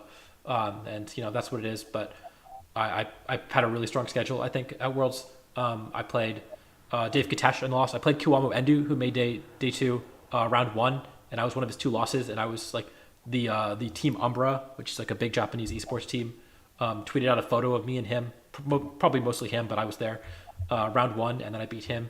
Also, there was a huge crowd around our match, so I'm pretty sure everyone knew all of our techs after round one because all the Japanese players Yeah, were watching. that's exactly what happened. Yeah, it was a huge crowd of Japanese players, and then there was also a bunch of American players watching. And like, I remember like the very end of the game, I had it dead to rights, but I was forced to click something. I forgot what it was, and I didn't want to reveal it in front of everyone, but I had to because that was the only way I 100% won the game. So yeah, so a lot of our techs were revealed round one, which is a little unfortunate. Played Aaron Trailer.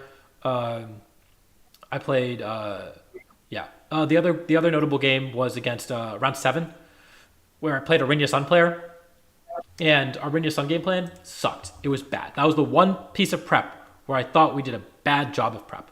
You can see we played a lot of games against it. Yeah, pretty much all season. But like, we I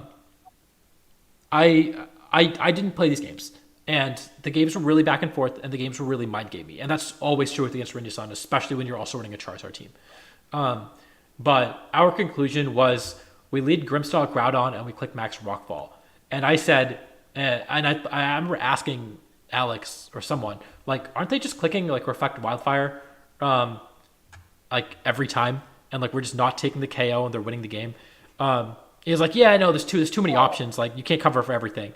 And of course I play the Rinja Sun player, and they go for it and they destroy me game one. And I'm like, I cannot that is the obvious play and they always do it and they always win if I do that play.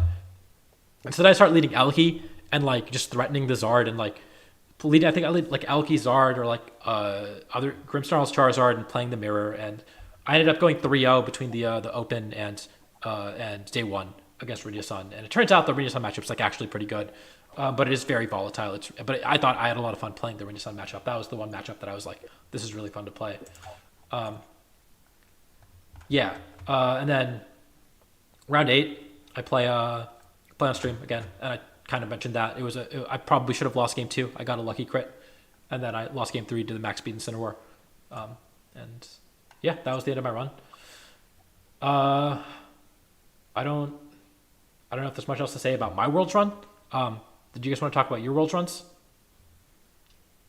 No, No. I don't. Like I had kind of similar. Like Rinya Sun was tough. I got unlucky, like against YT, and I had like a very volatile matchup against Chef. Um, where like game 1 I won off of maxing the Grimmsnarl, and game 2 he like led differently, and it was like kind of back and forth. And I think missed a I missed a Stone Edge, I think. And I also like lost a speed tie with like my +1. Like I clicked air, like he copied my Zard with Ditto, and then I think I clicked Airstream after that, and I think I lost the Scarf speed tie. And then game 3, I kind of got turbo washed, because I didn't like max my lucky, or I didn't max my Grimmsnarl again, and he covered for like that half, like me not maxing Grimmsnarl. So those are my 3 losses.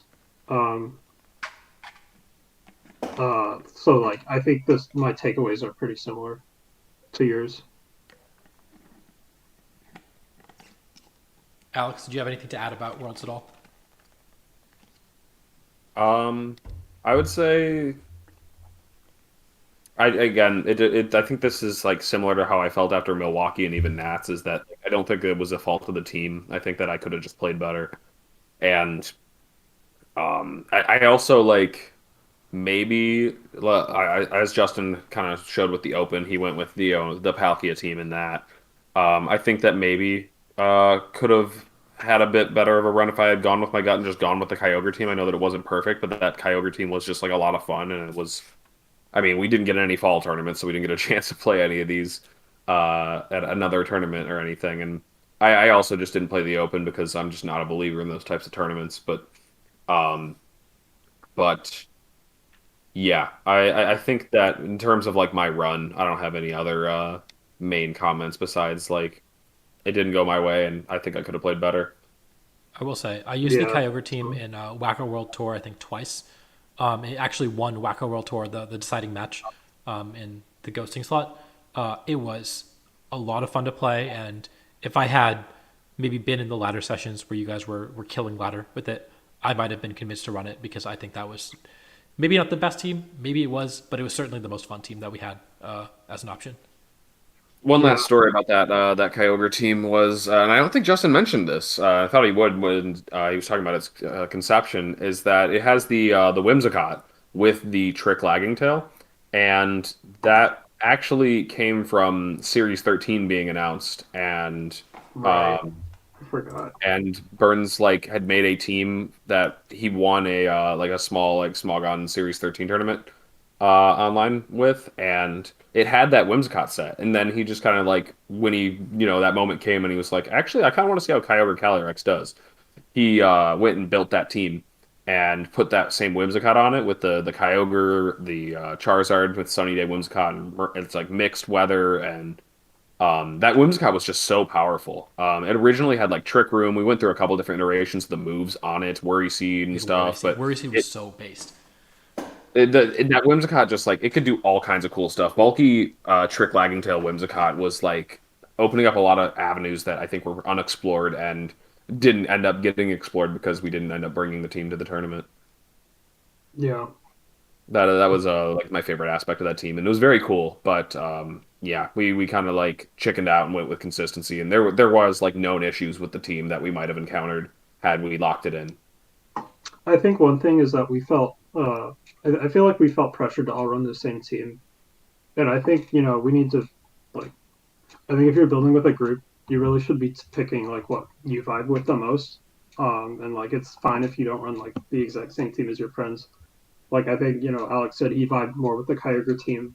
I vibed the most with Palkia, and I assumed like at the time Audie like the Groudon team because he did the best with it. So like Hmm. I think we all could have like run like different stuff and that would have been fine. And I think we all could have done like pretty like better with it.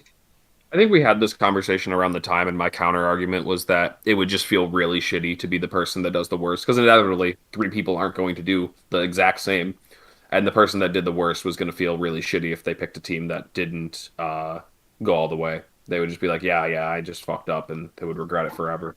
Hmm. I mean, I still feel bad. Like I don't think that changes things. Right, and like I mean, I felt the same way about nationals, right? Like I felt the least prepared with the without Yeah. Gothitelle.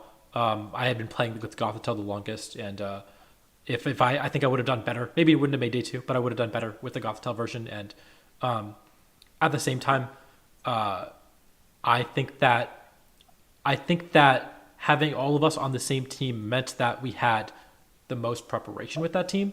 And so, it's like selfishly, I think I did better because you guys used that team because it meant that I got to look at your preparation for some matchups.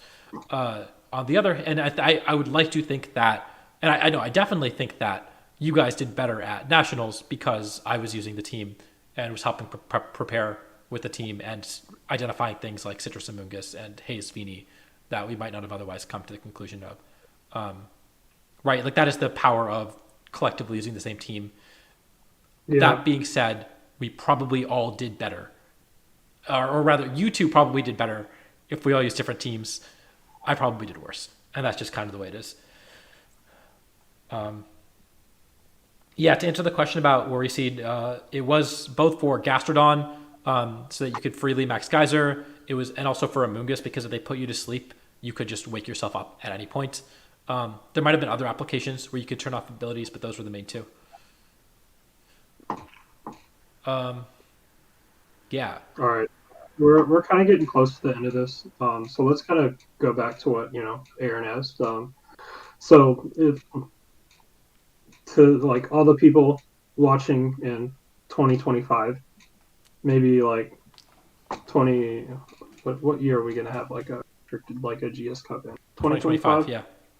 Yeah. So if you're looking to take away from this video, um, what would you tell them? I think that Okay, so obviously you want to look back at both what we did well and what we did poorly. And what we did well, I think, is you want to. My biggest belief in team building is that you want to have a really solid idea of what your team is trying to do. You should be able to explain why your team wins games very clearly and then build around that.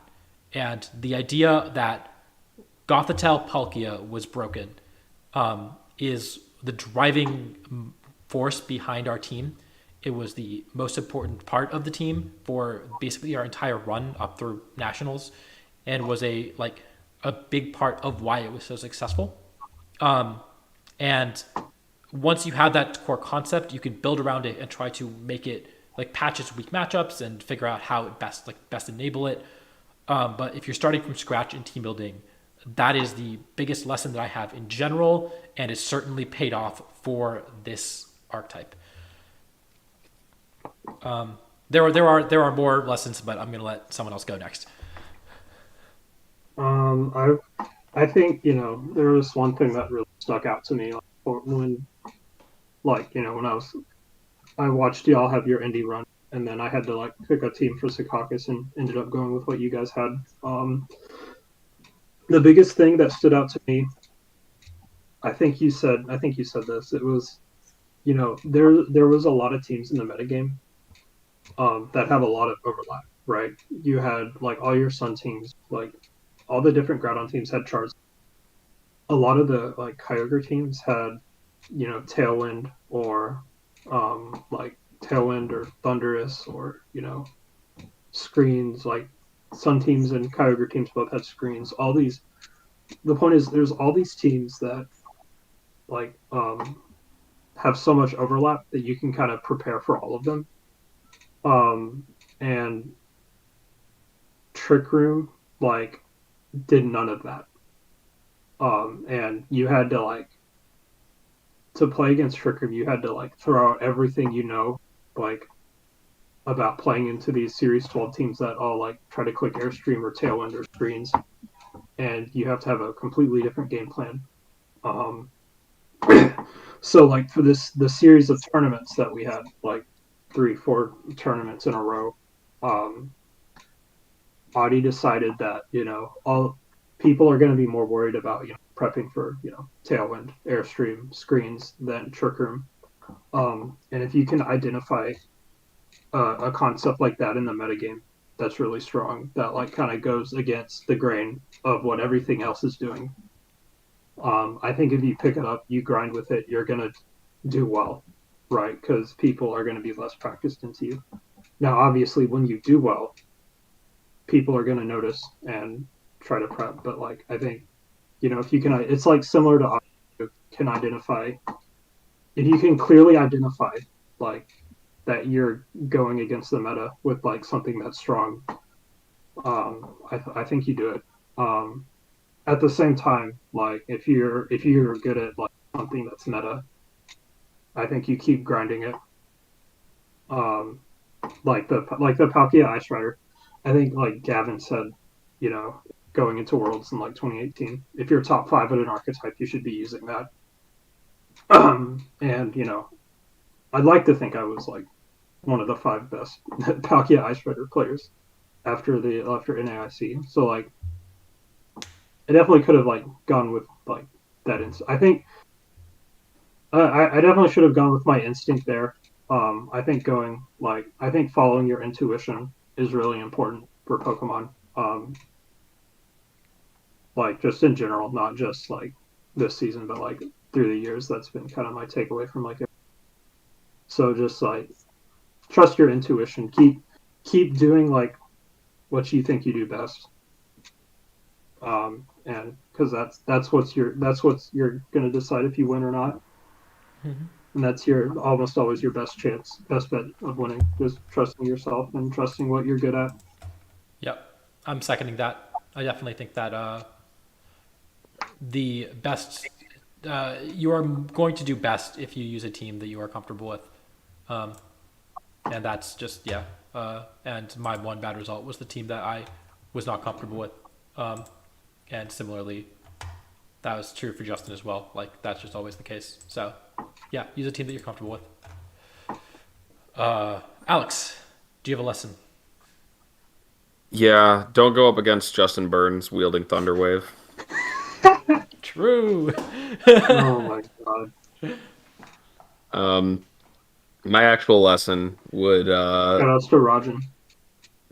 would simply just be um I think that the most powerful thing we did was what Donald came up with and what I like, really drove home for the group, which was the gauntlet. Um, just the idea of like, this is a restricted format. There are some combinations that are going to be inherently more powerful than others. And I think that identifying those and picking a target for each tournament to prioritize and just adapting and improving the team over time like ended up proving really strong for us. I mean, like you can't do this in other formats, and honestly this is why I like the non-restricted formats more, is that the formats don't get so like blocky like this, where it's just like, I mean, I know that maybe this swordfish team is different than the next one, but at the end of the day, they do have two Pokemon that are, they're going to play very similar no matter what team they find themselves on, the Kyogre and the Zacian. But I think that the Gauntlet ended up being a very strong tool for helping us build comfort, for helping us avoid just like endlessly playing ladder games and losing confidence that way, because you're losing to the one guy who uses this like Sableye Raichu team that like you just can't beat, or like is really luck reliant or something. Like there's just like some like weird team on the ladder that's just been giving you issues. And I just think that those can get in your head in a negative way, when what you should really be focusing on beating is the top threats, the teams that the good players are going to be using. And I think that was what the Gauntlet let us do really well, is target those teams, have good game plans into them, and focus down. Yeah. Yeah, I think that that's less possible in other formats, like you said. I don't think that's going to be as easy to do in this new generation Scarlet and Violet, where I think the meta might be a lot more diverse. Certainly not for the first couple tournaments. It's never the case then. But yeah, I think that my other takeaway was going to be prep smart, not hard. I mean, obviously prep hard too, but like at least for me, the tournaments were during my finals period, and then during a time where I was both going to starting a new job and moving to a new city. So like obviously my prep time was not, I was not like able to just spam ladder games as much for a large part of that time. And the fact that we used our time really, really effectively was super, super valuable. And yeah, like that's, I mean, it's no offense to any high school students, but like that's not probably not true for you, where you have unlimited free time.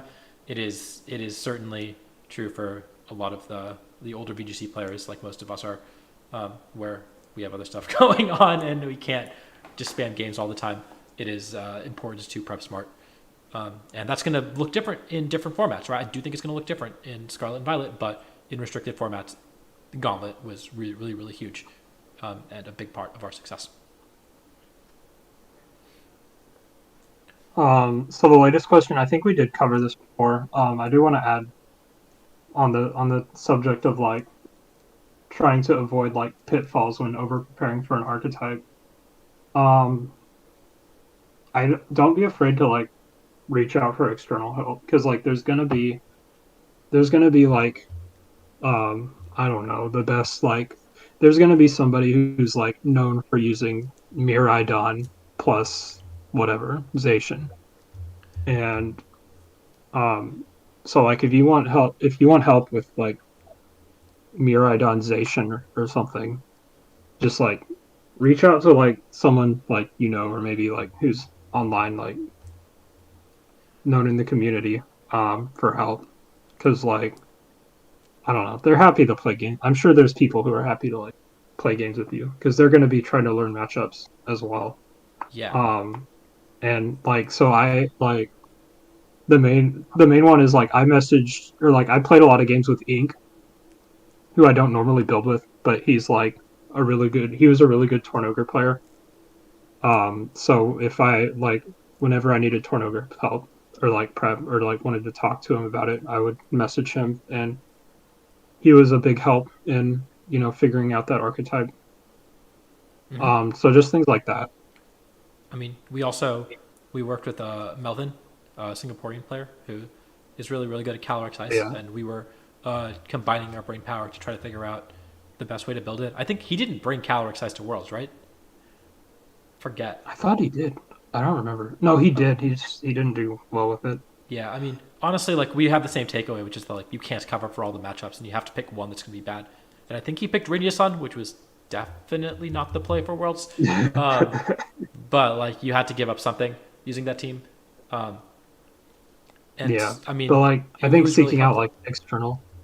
seeking out like external like practice helps you like avoid things like what we did with Rinya's son is where we're like, well, they have to do this Mhm. when they don't actually have to do that. Yeah. Another Um, example, we played a lot of games with Gavin, who was using Lunadon. And I remember we played like our internal games against Lunadon, and we were like beating it. We felt like we had a good matchup. And then we played against Gavin. We were like, oh, this is so much harder because I mean, he won a regional using it. Stuff like that. oh, I don't want to talk about the Open too much, but I did play against like a JUX9 Lunadon, and honestly, I think the best matchup is like play into the Zard lead, and if they don't lead Zard, you like just try to timer stall them because you definitely can. Which obviously is like kind of sus, but I think like you can definitely play defensively enough to timer stall um, with like Spore and Pollen Puff, Hmm. and that's how I ended up winning. Like when I got them off the Zard lead, I would timer stall. That's kind of funny. I don't think we ever even considered that. I guess maybe that's another lesson is that play practice games on cart, right? Like we played on Showdown exclusively, and we didn't ever consider things like that. But when you're That's playing true. 20 turn games often, especially with a team like this, you genuinely can make timer stall a strategy, and we didn't really consider it. Yeah, so I guess that's probably going to wrap it up. Did you guys have any other lessons or final words that you wanted to say? My last thing before my voice completely dies. Um, I do want to say like gauntlet stuff, building the same team is like the most fun I've ever had prepping for tournaments. Like I think like being on the snowball in like 2019 burned me out super hard, and I like dreaded prepping, and like that kind of persisted into the like start of the Sword and Shield era. But this like whole experience has been like fantastic, and I like I'm looking forward to prepping in Scarlet and Violet because of this experience. Yeah, you better watch out for Justin Burns and Alex Underhill on the snowball. Don't worry, I'm hopping on the snowball starting at EUIC um, after I win San Diego. Um, Oh yeah, I'll see you there. I forget. I think I'm getting second. yeah, you're I don't getting know where second. you're gonna. Yeah, I don't know where you're it's gonna end okay. up. This time I'm winning the mirror match. Okay. Yeah, yeah. If we're running the same team, yeah, there we have it. Mhm. Alex, did you have any I'm gonna final words, shout outs you wanted to give? No, not a single one. Hmm. My brain is melting, and I actually left the call in the middle of it to go check my mail, and my camera is here, so I want to go play with that so that when I stream with you guys next, I might be able to do face cam. Yeah. Um, Hooray.